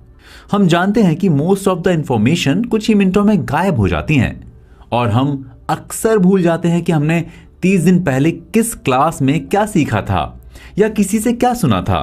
तो हम कैसे गारंटी दे सकते हैं कि कोई भी इंफॉर्मेशन हमारी लॉन्ग टर्म मेमोरी में बनी रहेगी या रिटेन करेगी। अब बात यह आती है कि आखिर ये लॉन्ग टर्म मेमोरीज बनती कैसे हैं। लॉन्ग टर्म मेमोरीज तब बनती हैं जब हिपोकैम्पस एंड कॉर्टेक्स के बीच एक टू वे कम्युनिकेशन होता है। जब तक कि हिपोकैम्पस उस कनेक्शन को ब्रेक नहीं कर देता और मेमोरी कॉर्टेक्स में फिक्स हो जाती है, विच कैन टेक ईयर्स, मतलब उसमें सालों भी लग सकते हैं। और एक बार जब ये प्रोसेस पूरा हो जाता है तो आपको कुछ भी याद रखने के लिए सोचने की या एफर्ट्स करने की जरूरत नहीं होती, क्योंकि आपका ब्रेन ये काम बाय डिफॉल्ट कर लेता है। लेकिन प्रैक्टिकल टर्म्स में इसका मतलब क्या है, ये जानना बहुत जरूरी हो जाता है कि आखिर ये कैसे किया जा सकता है। और इस बारे में हम बात करेंगे अपने अगले एपिसोड में, जहां हम बताएंगे कि कैसे आप किसी भी इंफॉर्मेशन को लॉन्ग टर्म के लिए सेव कर सकते हैं।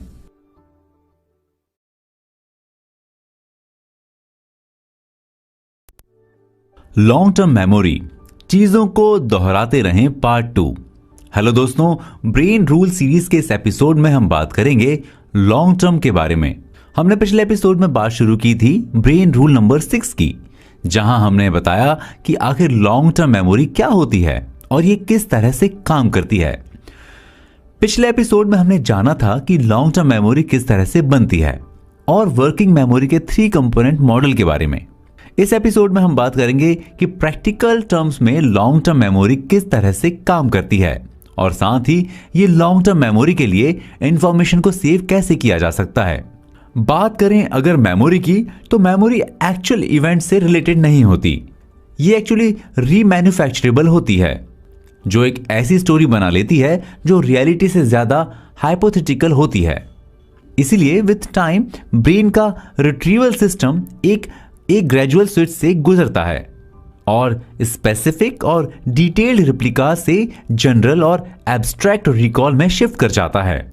हमारा दिमाग हमें रियलिटी का केवल एक अप्रॉक्सीमेट व्यू देता है, क्योंकि वे पुरानी इंफॉर्मेशन या मेमोरीज को नई इंफॉर्मेशन एंड नॉलेज के साथ मिक्स कर देता है और फिर उन्हें एक साथ एक जगह पर कलेक्ट कर लेता है। बात करें अगर किसी भी इंफॉर्मेशन को लॉन्ग टर्म के लिए मेमोरी में सेव करने की, तो सबसे जरूरी और याद रखने वाली बात यह है कि यदि हमें कुछ याद रखना है तो हमें यह याद रखना चाहिए कि हमें उस इंफॉर्मेशन को लगातार टाइम टू टाइम रिवाइज या रिपीट करते रहना चाहिए।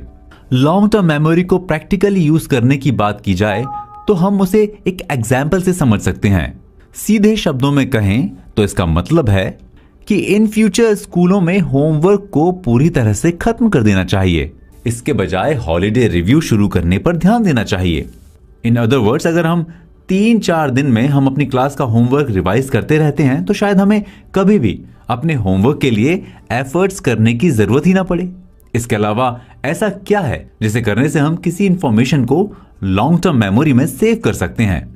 लेकिन अब इस लॉन्ग टर्म मेमोरी को ज्यादा रिलायबल कैसे बनाया जा सकता है। लॉन्ग टर्म मेमोरी को रिलायबल बनाने का बेस्ट तरीका है कि हमें टाइम टू टाइम उसमें नई जानकारी को ऐड करते रहना चाहिए और समय समय पर उसे रिवाइज करते रहना चाहिए। तो दोस्तों, ऐसे ही और भी कई ब्रेन रूल्स अभी बाकी हैं, जिनके बारे में बात करेंगे हम आने वाले एपिसोड्स में। अगले एपिसोड में हम आपको बताएंगे कि आखिर किस तरह से आपकी नींद यानी आपकी स्लीप आपके ब्रेन को इफेक्ट करती है और किस तरह से हम नींद और अपने स्लीपिंग पैटर्न में चेंजेस करके अपने ब्रेन की पावर को बढ़ा सकते हैं। तो चलिए चलते हैं अपने अगले एपिसोड पर।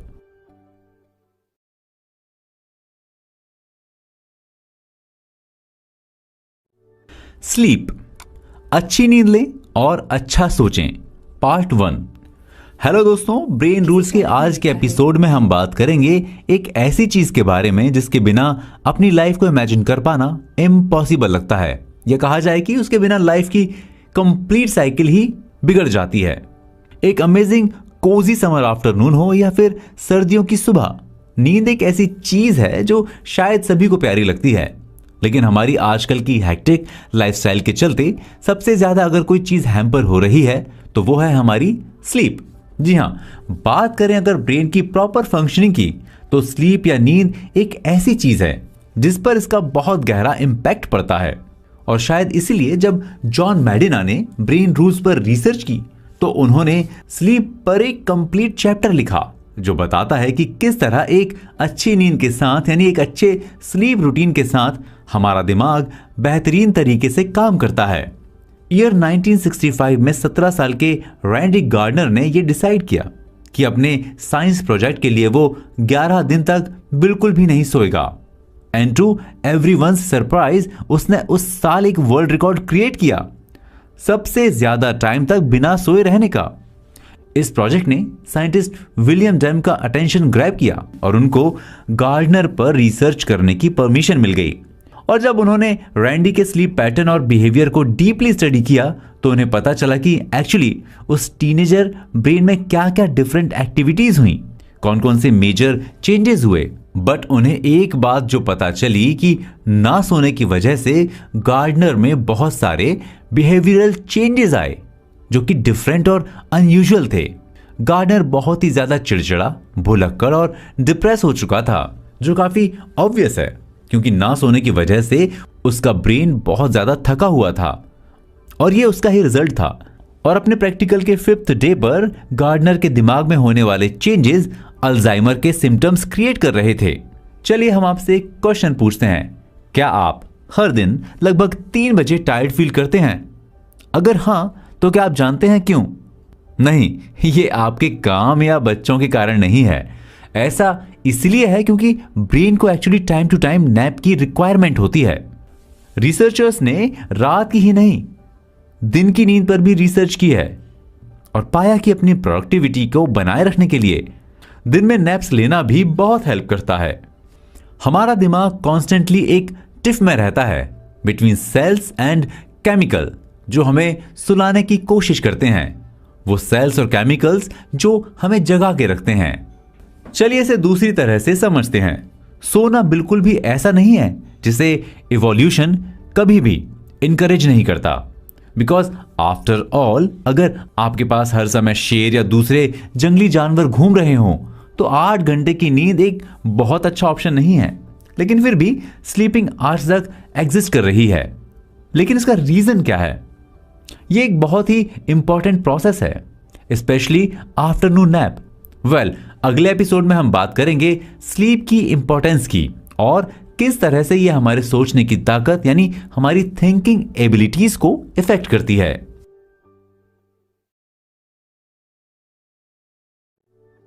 स्लीप, अच्छी नींद लें और अच्छा सोचें, part 2। Hello friends, brain rule series के एपिसोड में हम बात कर रहे हैं स्लीप की और हमारी थिंकिंग एबिलिटीज की।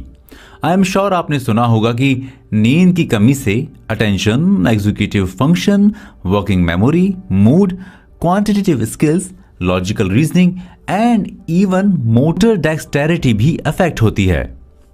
अगर प्रोडक्टिविटी और रिजल्ट्स की बात की जाए तो देर तक जागते रहना, देर से उठना या अच्छी नींद नहीं लेना कोई अच्छी बात नहीं है और ना ही ये इन ट्रेंड है। एक रिसर्च के अकॉर्डिंग जब हम सो रहे होते हैं तब हमारे ब्रेन के न्यूरॉन्स एक विगोरस रिदमेटिक एक्टिविटी शो करते हैं। मे बी वो उस दिन की गई सारी एक्टिविटीज को प्रोसेस कर रहे होते हैं। आज के टाइम में अपनी बॉडी और माइंड को इन सिंक रखने के लिए ये जरूरी है कि हम एक प्रॉपर स्लीप लें। एक अच्छे स्लीप पैटर्न को फॉलो करने से हम अपनी ब्रेन एक्टिविटीज को इनलाइन कर पाते हैं और ऐसा करने के लिए we just have to make sure कि हम जो भी कर सकते हैं एक अच्छी नींद के लिए वो हमें करना चाहिए।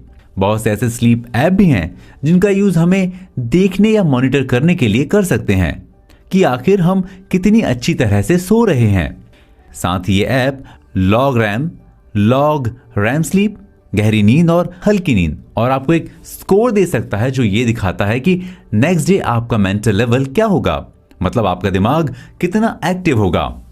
किस इंसान को कितनी नींद की जरूरत है या उन्हें कब किस समय नींद आती है ये पर्सन टू पर्सन वेरी करता है, लेकिन आफ्टरनून नैप अपने आप में एक यूनिवर्सल बायोलॉजिकल ड्राइव है जिसकी अर्ज हम सभी को होती है। Don't you believe us?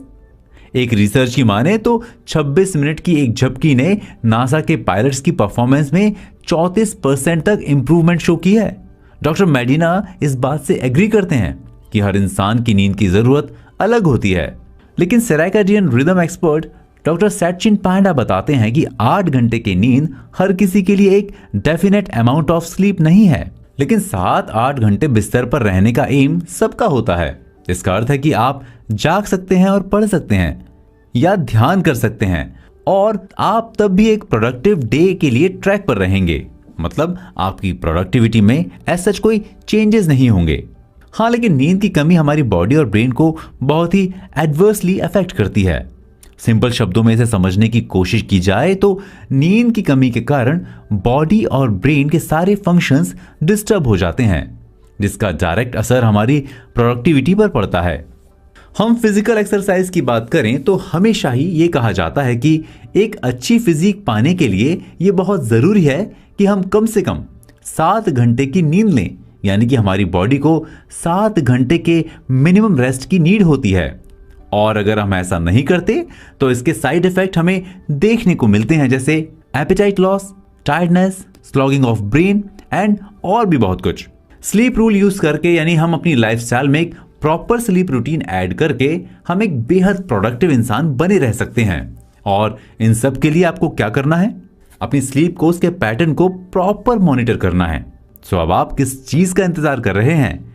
It's time for sleep revolution.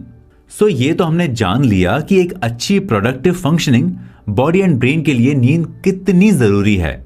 Brain rules के अगले एपिसोड में हम बात करेंगे कि जब आप और हम स्ट्रेस्ड होते हैं तो आखिर उसका हमारे शरीर पर और दिमाग पर क्या असर होता है, और कैसे हम इस स्ट्रेस को ओवरकम करके अपनी लाइफ को बैलेंस्ड बना सकते हैं।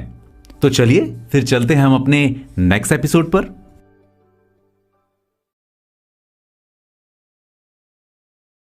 स्ट्रेस हमारे दिमाग के लिए बहुत बुरा है, पार्ट 1।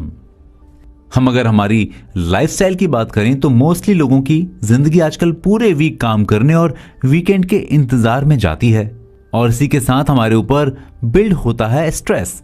आखिर ये स्ट्रेस होता क्या है?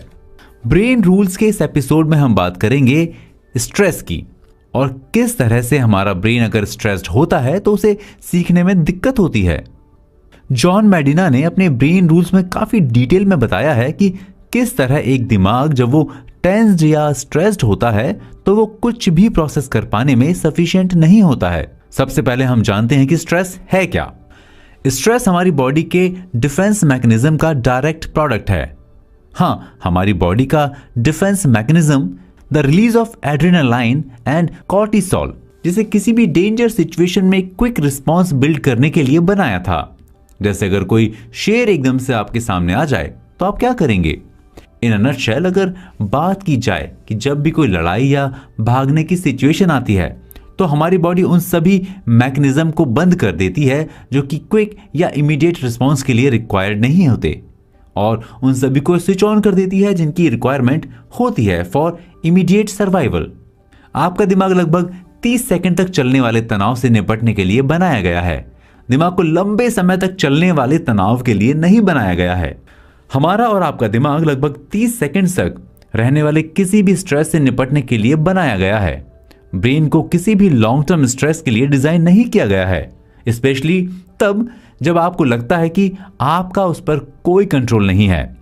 इसको अगर एग्जाम्पल से समझें तो एक सैबर टूथ टाइगर अगर आपको खा लेता है या आप वहां से खिसक जाते हैं, ये सिर्फ विद इन अ मिनट होगा, लेकिन अगर आपका बॉस बहुत बुरा है तो ये सैबर टूथ टाइगर कई सालों तक आपके सामने ही रहेगा और धीरे धीरे आप डीरेगुलेट करना शुरू कर देंगे। और अगर आप एक बैड मैरिज में हैं तो ये सैबर टूथ टाइगर आपके पास आपके बेड पर होता है और वही सेम चीज होती है और आप ब्रेन को श्रिंक होते देखते हैं, यानी हमारे ब्रेन की कैपेबिलिटीज कम हो जाती हैं। स्ट्रेस ऑलमोस्ट हर तरह के कॉग्निशन को डैमेज कर देता है जो एग्जिस्ट कर रहा है, या एग्जीक्यूटिव फंक्शन और मेमोरी को भी हार्म करता है और ये आपके मोटर स्किल्स को भी नुकसान पहुंचाता है। जब हम बहुत लंबे टाइम तक स्ट्रेस में रहते हैं तो इससे आपका इम्यून रिस्पॉन्स बहुत ज्यादा बैडली इफेक्ट होता है। आप बहुत ज्यादा बीमार पड़ने लगते हैं, आपकी स्लीपिंग एबिलिटी डिस्टर्ब हो जाती है एंड इवेंचुअली आप डिप्रेस हो जाते हैं। लेकिन ये स्ट्रेस रिस्पॉन्स क्या होता है और किस तरह से हमारे ब्रेन की प्रोग्रामिंग और उसकी एफिशिएंसी को हैमर करता है, इसके बारे में हम बात करेंगे ब्रेन रूल्स के अगले एपिसोड में। तो चलिए चलते हैं अपने अगले एपिसोड पर।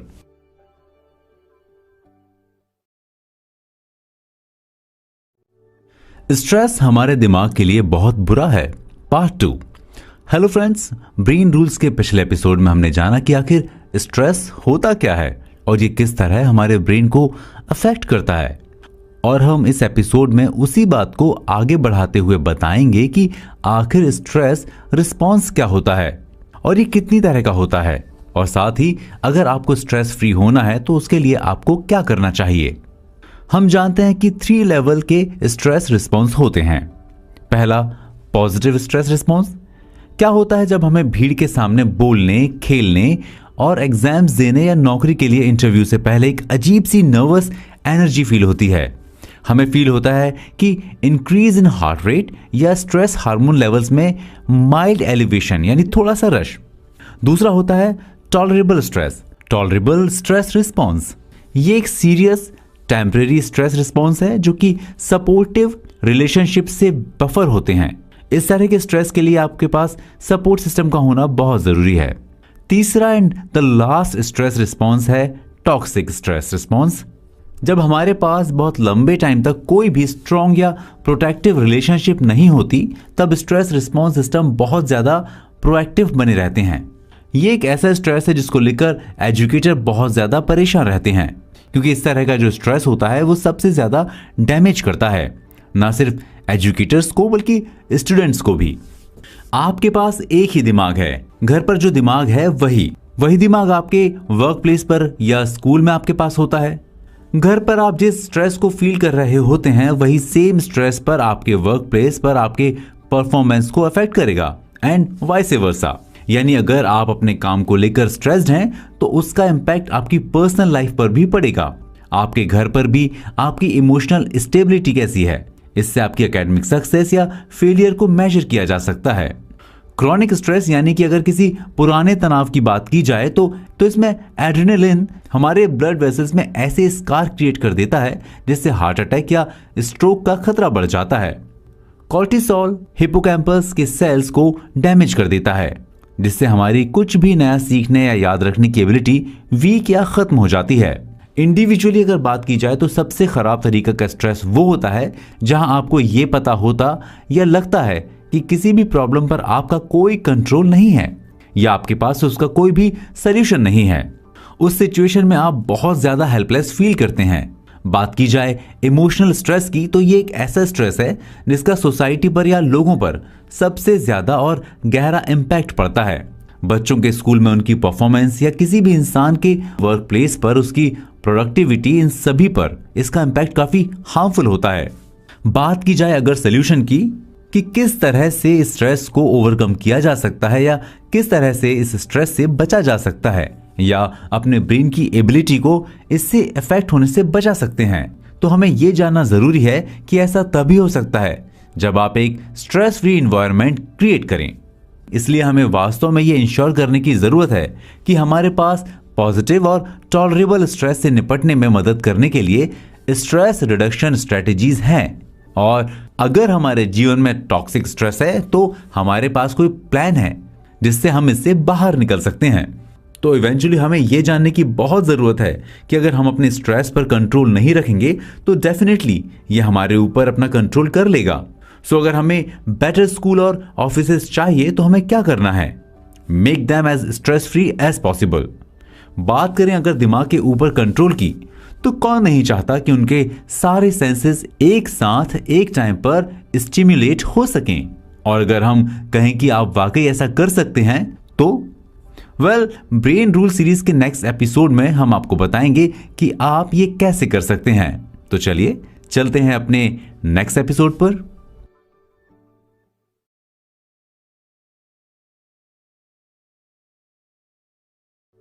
एक साथ एक से ज्यादा सेंसेस को इंटीग्रेट करना चाहिए, पार्ट 1।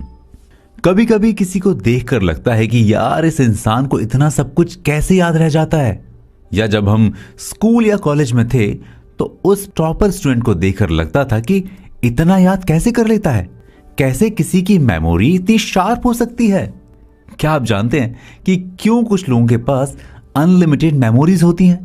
दोस्तों, ब्रेन रूल्स के आज के इस एपिसोड में हम बात करेंगे कि किस तरह से आप अपने सेंसेस को कंट्रोल करके या स्टिमुलेट करके अपने ब्रेन की मेमोरी पावर को बढ़ा सकते हैं and can have super memory.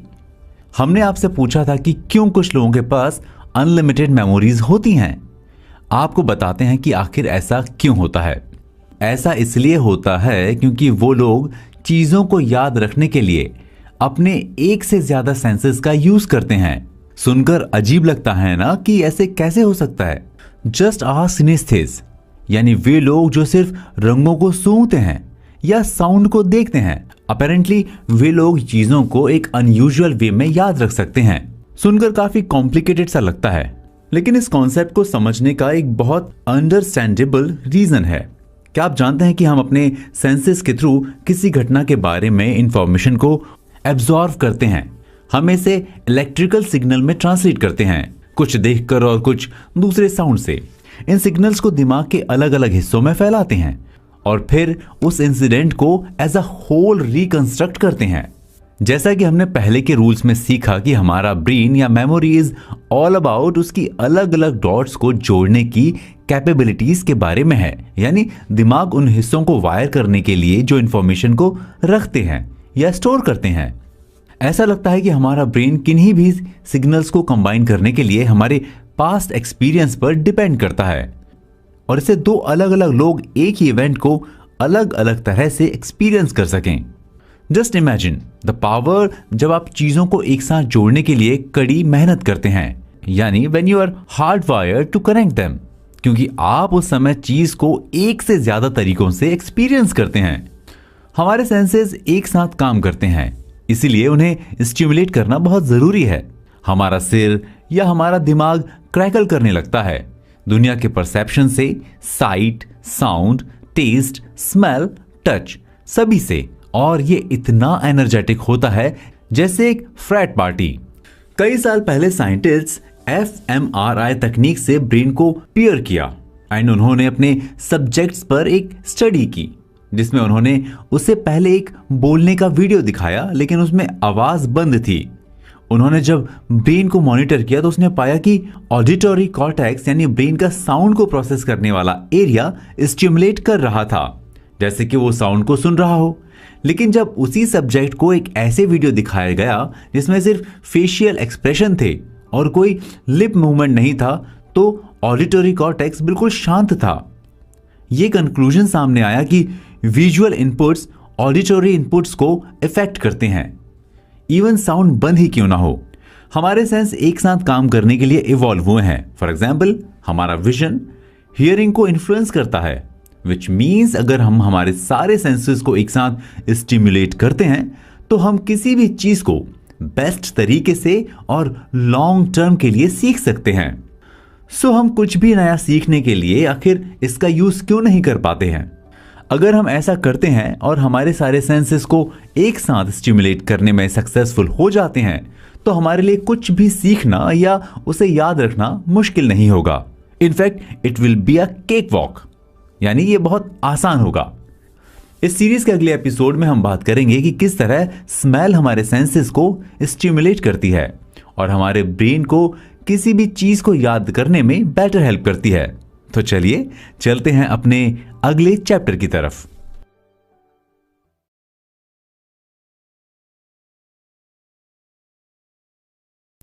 एक साथ एक से ज्यादा सेंसेस को इंटीग्रेट करना चाहिए, पार्ट 2।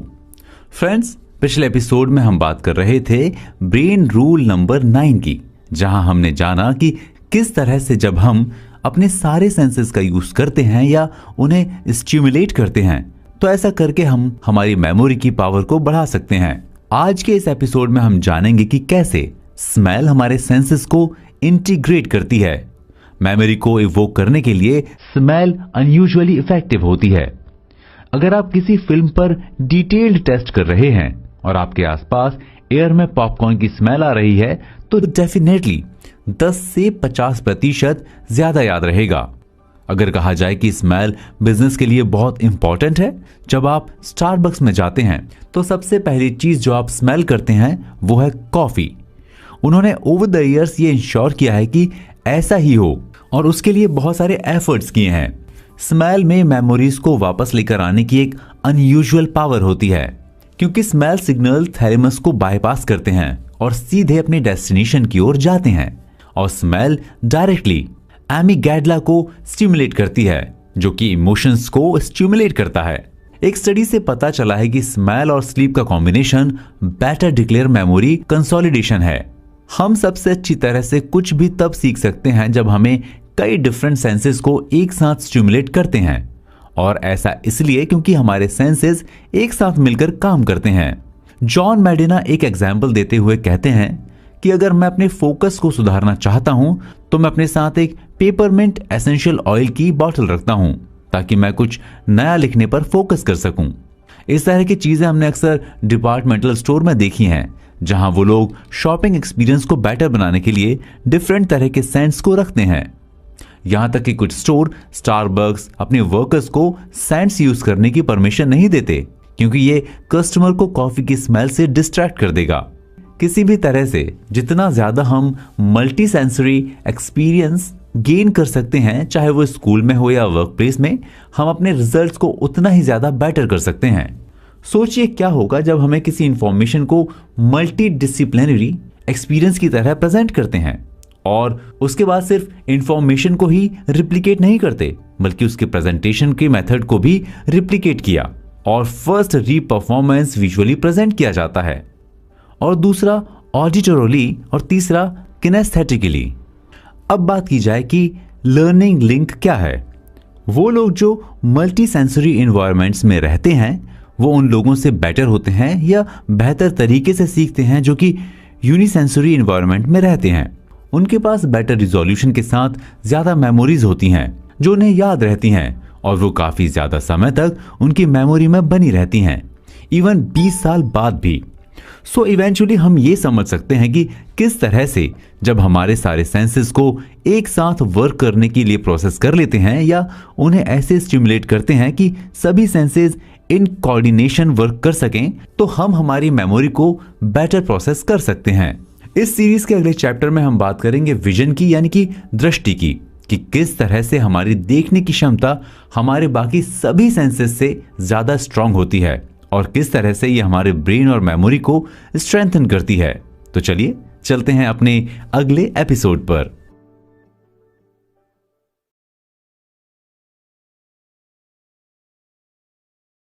सेंसेस में सबसे स्ट्रांग है। वो कहावत तो आपने सुनी ही होगी ना, हम अपनी आंखों से नहीं देखते, हम अपने दिमाग से देखते हैं। जी हाँ, दिमाग से देखने का मतलब है कि हम जो भी चीज देखते हैं हमारा ब्रेन उसे पहले एनालिसिस करता है और फिर उसे एक इंफॉर्मेशन की तरह उसे रजिस्टर कर लेता है। जी हाँ, जब हम बात करते हैं मेमोरी की तो हमारा दिमाग उन चीजों को बहुत अच्छे से रजिस्टर करता है जिनके साथ कोई इमेज जुड़ी हुई होती है।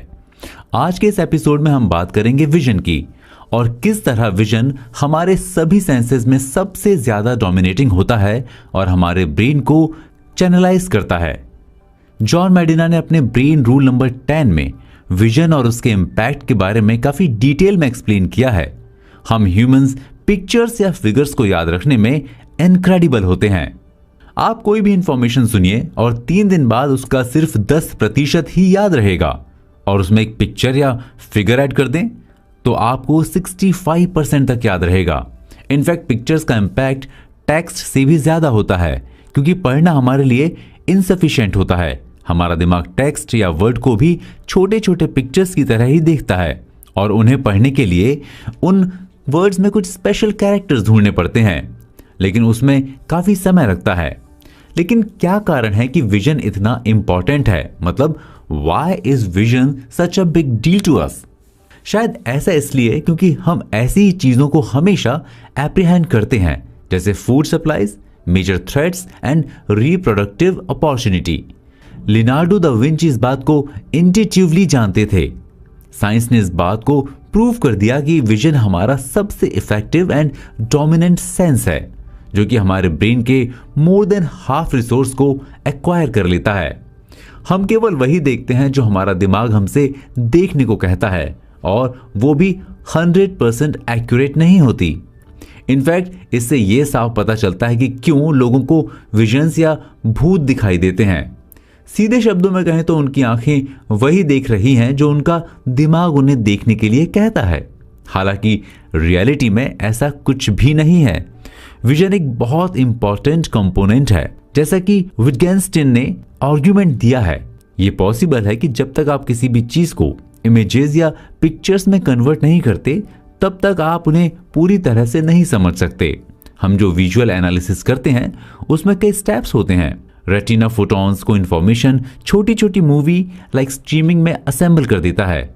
विजुअल कॉर्टेक्स इन स्ट्रीम्स को प्रोसेस कर देता है। कुछ एरिया मोशन रजिस्टर करते हैं और कुछ कलर्स को रजिस्टर करते हैं, एटसेट्रा। और फाइनली हम वो सारी इंफॉर्मेशन को एक साथ गैदर करते हैं सो दैट हम उसे देख सकें।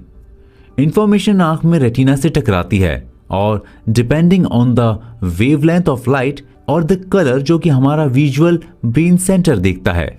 न्यूरोलॉजिस्ट रिचर्ड रिस्टर्क सजेस्ट करते हैं कि यदि आप अपनी विजन के लिए अपने नेचुरल नेटवर्क को स्ट्रांग बनाना चाहते हैं तो बोनसाई पेड़ जैसी चीजों के सभी एलिमेंट्स और फेजेस को कीनली मॉनिटर करें क्योंकि वहां पर आंखों को देखने के लिए बहुत कुछ है।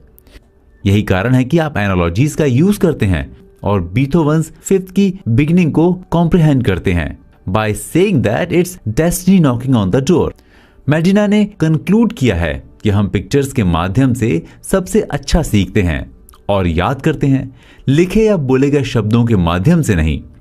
इस सीरीज के नेक्स्ट एपिसोड में हम बात करेंगे कि किस तरह से एक मेल और फीमेल ब्रेन एक दूसरे से अलग होता है और किस तरह उनकी प्रोसेसिंग एंड वर्किंग भी डिफरेंट होती है।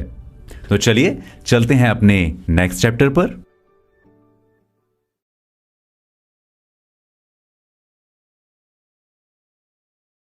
जेंडर, मेल और फीमेल ब्रेन अलग होते हैं, पार्ट 1।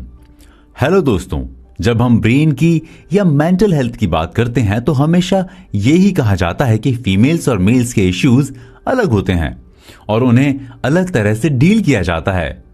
लोग चाहे कुछ भी कहें, लेकिन सच तो यह है कि women are actually more complex sex, यानी कि फीमेल्स को समझना वाकई थोड़ा सा कॉम्प्लेक्स हो सकता है। मगर ऐसा आखिर होता क्यों है? वेल दोस्तों, इस एपिसोड में हम बात कर रहे हैं फीमेल और मेल ब्रेन की, किस तरह एक महिला और पुरुष का दिमाग एक दूसरे से अलग होता है और ये किस तरह से काम करते हैं। तो हम बता रहे हैं कि फीमेल्स और मेल्स के ब्रेन अलग होते हैं, लेकिन अलग क्या है?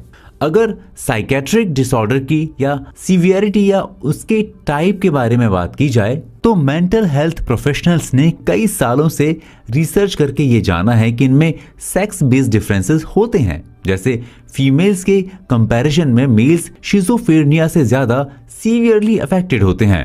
Bye more than 2 to 1 females males की तुलना में ज्यादा डिप्रेस्ड होती हैं। ये एक ऐसा फिगर है जो प्यूबर्टी के साथ शुरू होता है और 50 इयर्स तक की उम्र तक बना रहता है। अगर बिहेवियर के बारे में कहा जाए तो पुरुष महिलाओं की तुलना में ज्यादा एंटी सोशल बिहेवियर एग्जिबिट करते हैं। महिलाओं को घबराहट ज्यादा होती है। आदमियों को शराब और ड्रग्स की लत महिलाओं से ज्यादा होती है। ज्यादातर एनोरेक्सिस फीमेल्स होती हैं। और भी बहुत सारे ऐसे डिफरेंसेस हैं जो हमें ये सोचने और मानने पर मजबूर कर देते हैं कि मेल्स और फीमेल्स एक दूसरे से कई तरह से अलग हैं। लेकिन आखिर इनमें अलग क्या है? ऐसी कौन सी चीज है जो दोनों को एक दूसरे से अलग बनाती है? अगर एक ह्यूमन बॉडी को बनाने की बात की जाए तो हमारी बॉडी क्रोमोसोम से बनी होती है जो कि हमारे डिफरेंसेस को डिफाइन करते हैं। ये क्रोमोसोम होते हैं एक्स एंड वाई। अगर दिमाग के बारे में डिटेल से जान जाए तो पता चलता है कि एक्स क्रोमोसोम हमारे ब्रेन बनाने में ज्यादा इंपॉर्टेंट रोल प्ले करते हैं।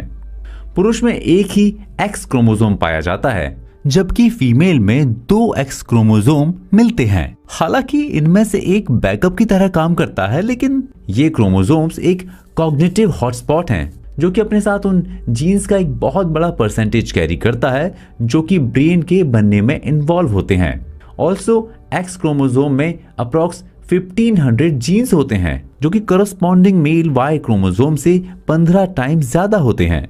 और शायद इसीलिए फीमेल्स जेनेटिकली ज्यादा कॉम्प्लेक्स होती हैं। उनके सेल्स में मिलने वाली एक्टिव क्रोमोसोम्स मॉम और डैड दोनों के सेल्स का मिक्स होते हैं, जबकि मेल्स में होते हैं वाई क्रोमोसोम जो कि कंपैरेटिवली वीक होते हैं। अगर जनरल व्यू में देखा जाए तो मेल्स में मेंटल रिटार्डेशन फीमेल्स के कंपैरिजन में ज्यादा है। ऐसा इसलिए है क्योंकि अगर मेल का एक एक्स क्रोमोसोम काम करना बंद कर देता है या बैडली अफेक्टेड हो जाता है तो उनके पास दूसरी कोई चीज नहीं है डिपेंड होने के लिए और इसका सीधा असर उनके ब्रेन पर पड़ता है। जबकि फीमेल्स के केस में ऐसा नहीं है। उनके पास हमेशा एक ही एक्स क्रोमोसोम है बैकअप की तरह जिसका यूज उनकी बॉडी कर लेती है। और शायद यही वजह है कि मेल और फीमेल स्ट्रेस के साथ अलग अलग तरह से डील करते हैं। इसलिए महिलाओं को पुरुषों से ज्यादा इमोशनली स्टेबल माना जाता है। ये तो हमने बात की आखिर मेल और फीमेल ब्रेन एक दूसरे से क्यों अलग होते हैं या उनकी वर्किंग एंड प्रोग्रामिंग में कौन सा डिफरेंसेस होते हैं। जॉन मेडिना ने ब्रेन रूल 11 में हमें बताया कि मेल और फीमेल का अंतर सिर्फ फिजिकली नहीं है बल्कि मेंटली और बायोकेमिकली भी मेल और फीमेल एक दूसरे से बहुत अलग हैं। इस रूल के साथ नेक्स्ट एपिसोड में हम बात करेंगे कि आखिर अलग होने के कारण ऐसी कौन सी चीजें या बातें हैं जहां पर कि मेल और फीमेल का दिमाग अलग है। ये पता चलता है और देखेंगे कि किन सिचुएशंस में ये ब्रेन्स कैसे रिएक्ट करता है। तो चलिए आगे बढ़ते हैं और चलते हैं अपने नेक्स्ट एपिसोड में।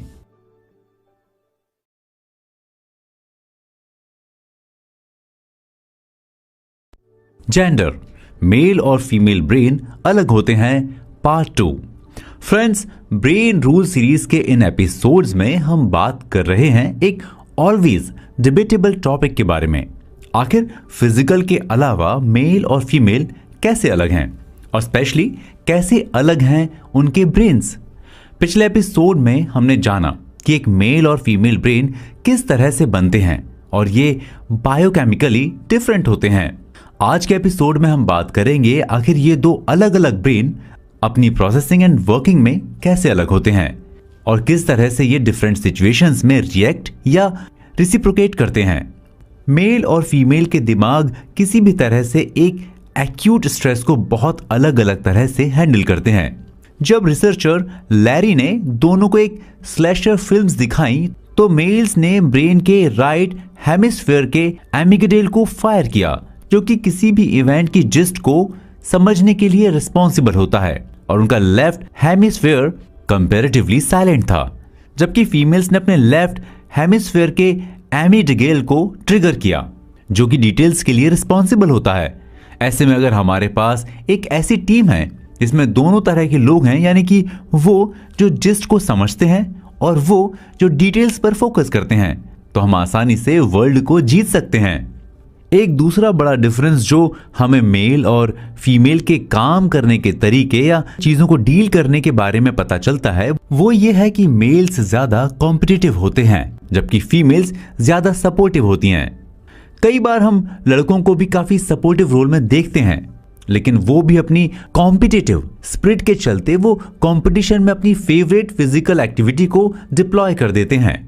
पुरुष और महिलाएं इमोशंस को अलग अलग तरह से प्रोसेस करते हैं। इमोशंस काफी यूजफुल होते हैं। ये ब्रेन को किसी भी चीज पर अटेंशन पाने में हेल्प करते हैं।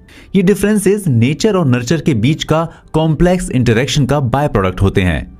फीमेल्स इमोशनल डिटेल्स को आसानी से याद कर लेती हैं और ऐसा इसलिए नहीं कि वो बहुत इमोशनल होती हैं, बल्कि इसलिए क्योंकि वो किसी भी इमोशनल लैंडस्केप को ज्यादा डेटा पॉइंट्स के साथ परसीव करती हैं या देखती हैं, या ये कहा जाए कि वो चीजों को एक बहुत बड़े रिजोल्यूशन के साथ देखती हैं। दूसरे शब्दों में पुरुषों और महिलाओं के दिमाग के स्ट्रक्चर और बायोकेमिकली दोनों रूप से एक दूसरे से काफी अलग होते हैं, और इससे हमें यह भी पता चलता है कि दोनों मेल और फीमेल किसी भी तरह की स्ट्रेस सिचुएशन में किस तरह से रिएक्ट करते हैं। अक्सर हम ये देखते हैं कि मेल्स एक ज्यादा स्टेबल सेक्स है। हम नहीं जानते कि ये डिफरेंसेस कितने पास्ट में जनरेट होते हैं या सेरोटोनिन प्रोडक्शन की स्पीड पर डिपेंड करते हैं। साथ ही हम नहीं जानते कि हमें इन डिबेट्स को बढ़ावा देना चाहिए या उन्हें बैलेंस करना चाहिए, और अगर बैलेंस करना भी चाहिए तो आखिर किस तरह करना चाहिए। तो अगर कोई भी इंसान ये कहता है कि उसे पता है कि वो जानता है या वो किसी भी एक पर्टिकुलर थॉट को एडवोकेट कर रहा है, तो वो बिल्कुल झूठ बोल रहा है, क्योंकि अभी तक साइंस या रिसर्च ने अभी इस बात पर कोई भी फाइनल वर्डिक्ट नहीं दिया है। सुनाओ, हम बहुत अच्छी तरह से जानते हैं कि किस तरह से मेल और फीमेल्स के ब्रेन एक दूसरे से अलग हैं और किस तरह से अलग हैं उनकी वर्किंग और उनके थॉट प्रोसेस, उनके किसी भी सिचुएशन या स्ट्रेस को डील करने की कैपेबिलिटीज। अब तक इन 11 रूल्स में हमें एक ह्यूमन ब्रेन को, उसकी कैपेबिलिटीज को बहुत अच्छे से जाना और यह भी सीखा कि किस तरह से हम चीजों को मॉनिटर करके अपने ब्रेन को और ज्यादा पावरफुल बना सकते हैं। इस सीरीज के लास्ट पार्ट्स में हम बात करेंगे आखिरी रूल यानी रूल नंबर 12 की, जिसमें जॉन मैडिना ने बताया है कि हम ह्यूमंस एक बहुत नेचुरल एक्सप्लोरर हैं और ये हमें कितना ज्यादा पावरफुल बनाता है उन सभी दूसरे स्पीशीज के मुकाबले जो हमारे साथ इस प्लेनेट में कोएग्जिस्ट करती हैं। तो चलिए चलते हैं अपने अगले एपिसोड पर।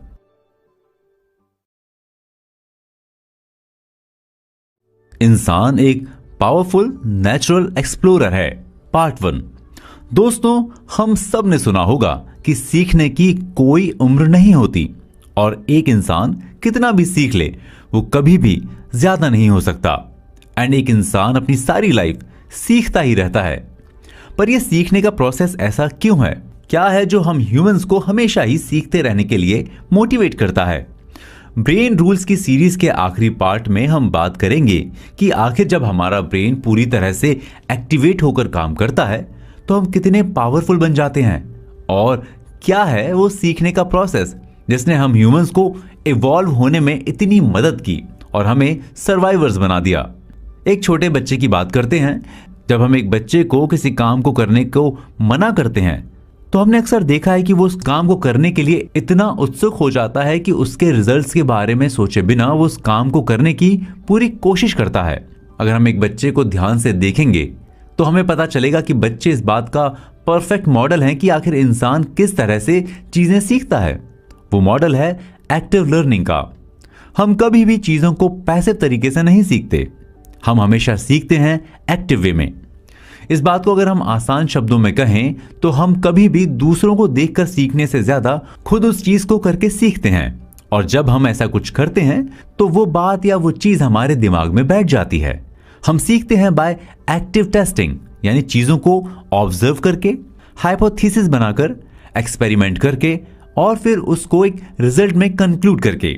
जैसे बच्चे किसी चीज पर एक्सपेरिमेंट करते हैं ये देखने के लिए आखिर वो किस तरह से रिएक्ट करेगी। दूसरे शब्दों में आप एक हाइपोथेसिस प्रेजेंट करते हैं। शेर एक ग्रेट क्रीचर है, फिर हम उसमें गलतियां ढूंढते हैं, वाओ देखो ये कितना डेंजरस है, और फिर आपके दिमाग का एक हिस्सा आपको बताता है कि अगर आपको इस प्लेनेट पर सरवाइव करना है तो आपको बदलने की जरूरत है, खुद को अपग्रेड करने की जरूरत है और अपनी पावर्स को समझने की नीड है। बेहतर होगा कि आप भागिए। हम सब जंगल में रहते थे, तब भी सवाना में बहुत से जंगली जानवर पाए जाते थे। वो आज भी पाए जाते हैं, लेकिन अब वो लंबी घास के पीछे छुप गए हैं। लेकिन जिन लोगों के बारे में आपको पता नहीं है वो आज भी उनका शिकार हो सकते हैं। सीखने का प्रोसेस एक ऐसा प्रोसेस है जो हमारी सर्वाइवल तकनीक का सबसे इंटीग्रल पार्ट है या जरूरी पार्ट है।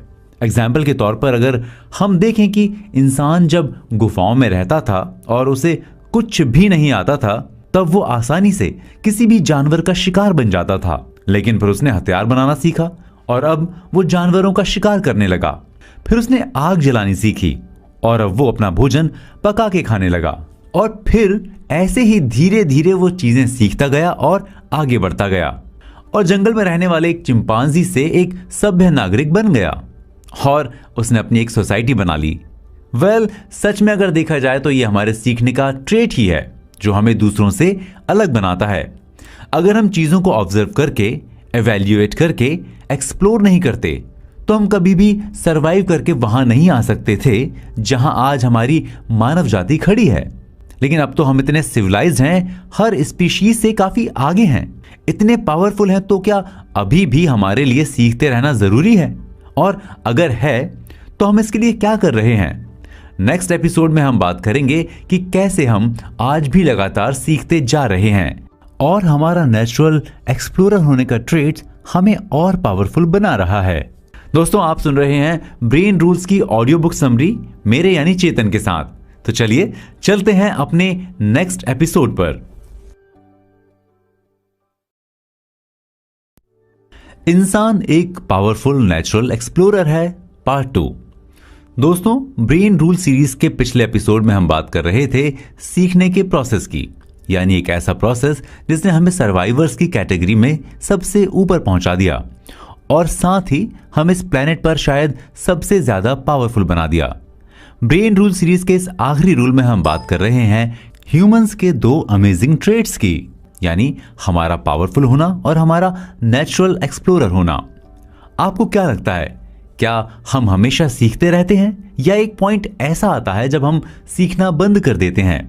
सही सोचा आपने, हम हमेशा ही सीखते रहते हैं। पर ऐसा क्यों?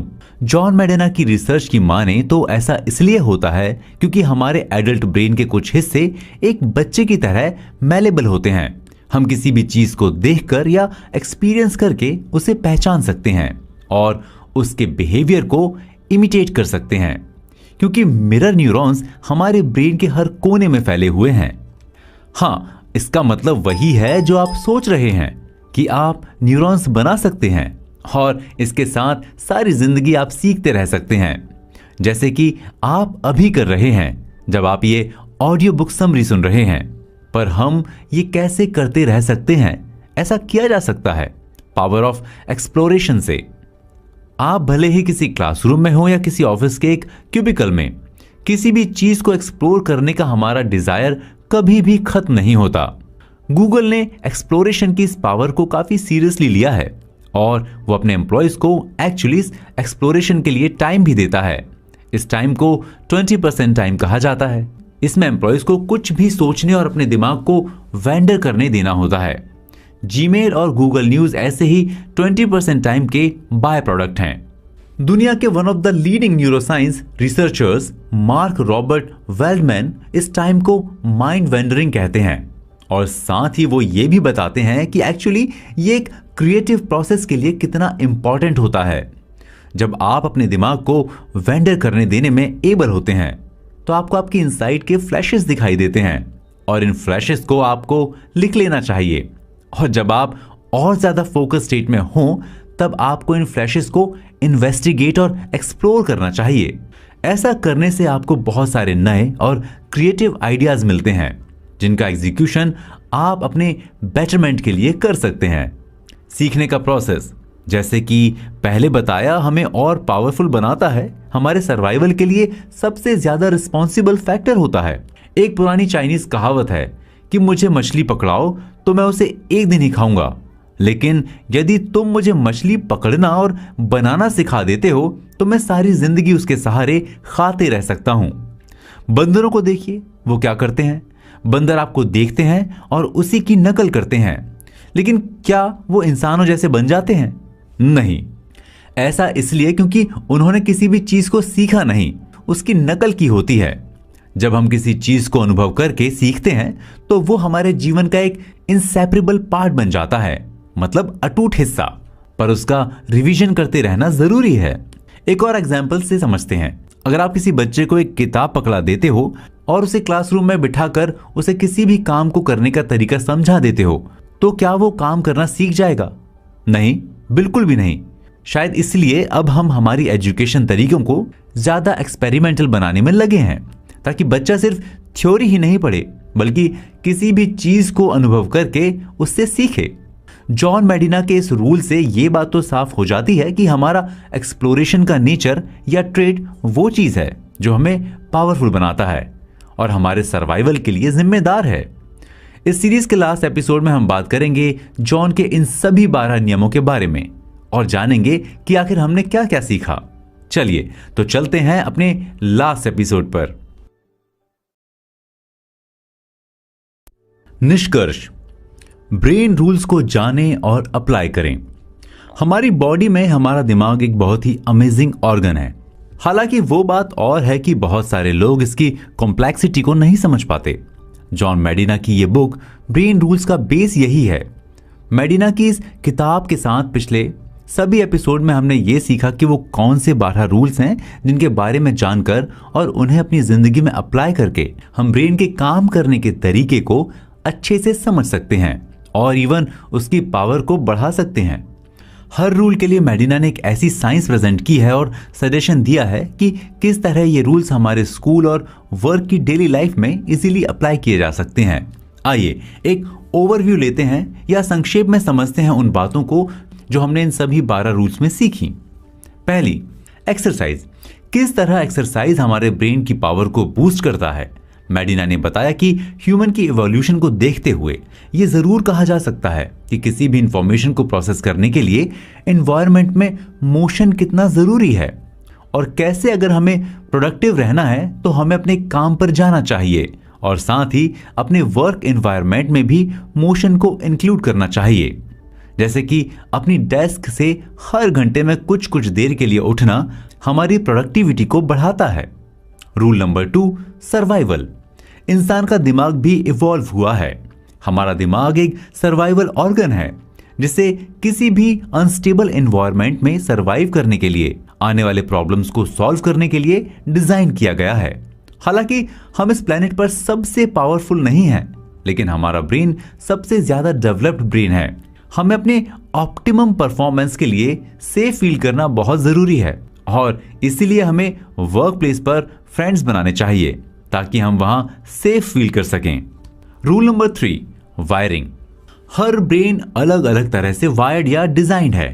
हम अपनी लाइफ में फ्लेक्सिबल होने के लिए कड़ी मेहनत करते हैं, लेकिन हर इंसान का दिमाग अलग तरह से वायर्ड है और हर किसी के दिमाग के अलग अलग हिस्से अलग अलग रेट पर ग्रो करते हैं। हमें हमेशा ऐसी चीजें करनी चाहिए जो हमारे ब्रेन के डिफरेंट एरियाज को डेवलप करने में हेल्प करे। रूल नंबर 4 है अटेंशन, जिसमें हमने बात की कि हमारा दिमाग बोरिंग चीजों पर ध्यान नहीं देता। हम किस चीज पर ध्यान देंगे और किस पर नहीं, यह हमारे पिछले एक्सपीरियंसेस पर डिपेंड करता है। इमोशनल अराउजल हमारे ब्रेन को सीखने में हेल्प करता है। हमारा ब्रेन एक बार में एक ही चीज पर फोकस करता है और बोरिंग चीजों से दूर भागता है। इसलिए किसी भी प्रेजेंटेशन को देते समय यह बहुत जरूरी है कि हम इस बात का भी ध्यान रखें और चीजों को इमोशन से जोड़कर प्रेजेंट करें। साथ ही हमें एक बार में एक ही काम करना चाहिए, क्योंकि मल्टीटास्किंग करने से टाइम डबल लगता है। रूल नंबर 5 है शॉर्ट टर्म मेमोरी। कुछ भी याद रखने के लिए दोहराना या रिवाइज करना बहुत जरूरी है। एक human brain 7 pieces of information को 30 सेकंड तक ही कैरी कर सकता है और अगर आपको इस 30 सेकंड को एक्सटेंड करना है तो आपको उस इंफॉर्मेशन को बार बार एक्सपोज करना होगा, मतलब रिवाइज करना होगा। दिमाग ही ये डिसाइड करता है कि सुनी जा रही इंफॉर्मेशंस को सुनने के पहले कुछ सेकंड के भीतर भी याद किया जाएगा या नहीं। आपको टाइम टू टाइम उस इंफॉर्मेशन को रिवाइज करना चाहिए जिसे आप याद रखना चाहते हैं और इसके लिए बेस्ट है कि आप उसी इन्वायरमेंट को रिक्रिएट करें जिसमें आपने उस इंफॉर्मेशन को पहली बार रजिस्टर किया था। रूल नंबर 6 है लॉन्ग टर्म मेमोरी, जिसके लिए यह याद रखना जरूरी है कि चीजों को रिवाइज करते रहना है। किसी भी मेमोरी को कंसोलिडेट करने में सालों लग जाते हैं। जैसे आपने कोई चीज अगर 5th क्लास में सीखी थी तो हाई स्कूल तक वो पूरी तरह से याद नहीं रह पाती।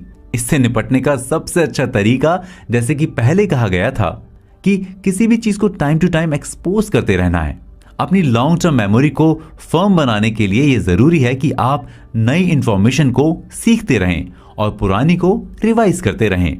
रूल नंबर 7 है अच्छी नींद लें और अच्छा सोचें। नींद की कमी से attention, working memory, cognitive process, mood, quantitative skills, logic reasoning and motor dexterity बुरी तरह से अफेक्ट होती है। जब हम सो रहे होते हैं तब भी हमारा दिमाग सीख रहा होता है। कोई भी इंपॉर्टेंट काम करने से पहले हमें 15-20 मिनट की नैप लेनी चाहिए या फिर कुछ ऐसा करना चाहिए जिससे हमारे ब्रेन को कम थकान हो। Rule number 8, stressed brain non stressed brain की तरह नहीं सीख पाते। हमारा ब्रेन लॉन्ग टर्म स्ट्रेस के लिए डिजाइन नहीं है। स्ट्रेस हमारे कॉग्निटिव प्रोसेस, मोटर स्किल्स और मेमोरी को डैमेज करता है और लॉन्ग टर्म स्ट्रेस हमारे इम्यून रिस्पॉन्स को, इमोशनल स्ट्रेस हमारी पढ़ने और सीखने की पावर को इंपैक्ट करता है। हमारे पास एक ही ब्रेन है और स्ट्रेस चाहे वो घर के काम का हो या बाहर का, एक का बुरा असर दूसरे पे जरूर पड़ता है।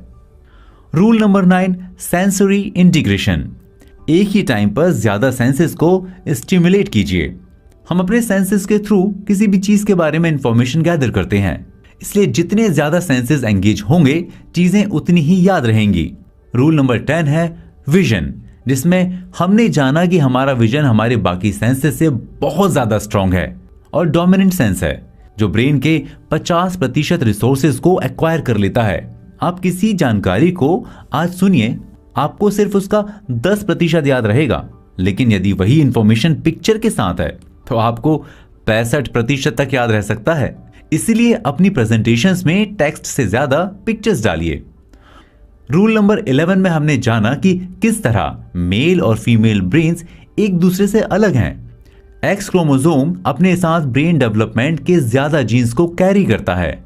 मेल्स चीजों को जिस्ट के साथ याद रख पाते हैं और फीमेल्स डिटेल में, और अगर ये एक ही टीम में है तो ये दुनिया जीत सकते हैं। रूल नंबर 12, ये आखिरी रूल बात करता है एक्सप्लोरेशन की। इसमें बात की गई है कि हम ह्यूमंस किस तरह से पावरफुल हैं और नेचुरल एक्सप्लोरर भी। हम एनवायरनमेंट के पैसिव रिएक्शन से नहीं बल्कि observation, hypothesis, experiment and conclusion की एक्टिव टेस्टिंग तकनीक से सीखते हैं। इसलिए हमेशा वर्क में नए आइडिया ढूंढने के लिए टाइम स्पेंड करना चाहिए। तो अगर आप इन ब्रेन रूल्स को अपनी डेली लाइफ में इंटीग्रेट करना चाहते हैं, मतलब आप अपनी लाइफ में उतारना चाहते हैं, तो मेरा सजेशन है कि एक बार में एक रूल से शुरुआत कीजिए और उन चेंजेस को एक्सपीरियंस कीजिए। दोस्तों, आप सुन रहे हैं जॉन मेडिना की लिखी किताब ब्रेन रूल्स की बुक समरी, मेरे यानी आपके दोस्त चेतन के साथ। आपको ये बुक समरी कैसी लगी हमें कमेंट करके बताना ना भूलें। आपके कमेंट्स का हमें इंतजार रहेगा। तो फिर मिलेंगे किसी दूसरी बुक समरी के साथ। नमस्कार।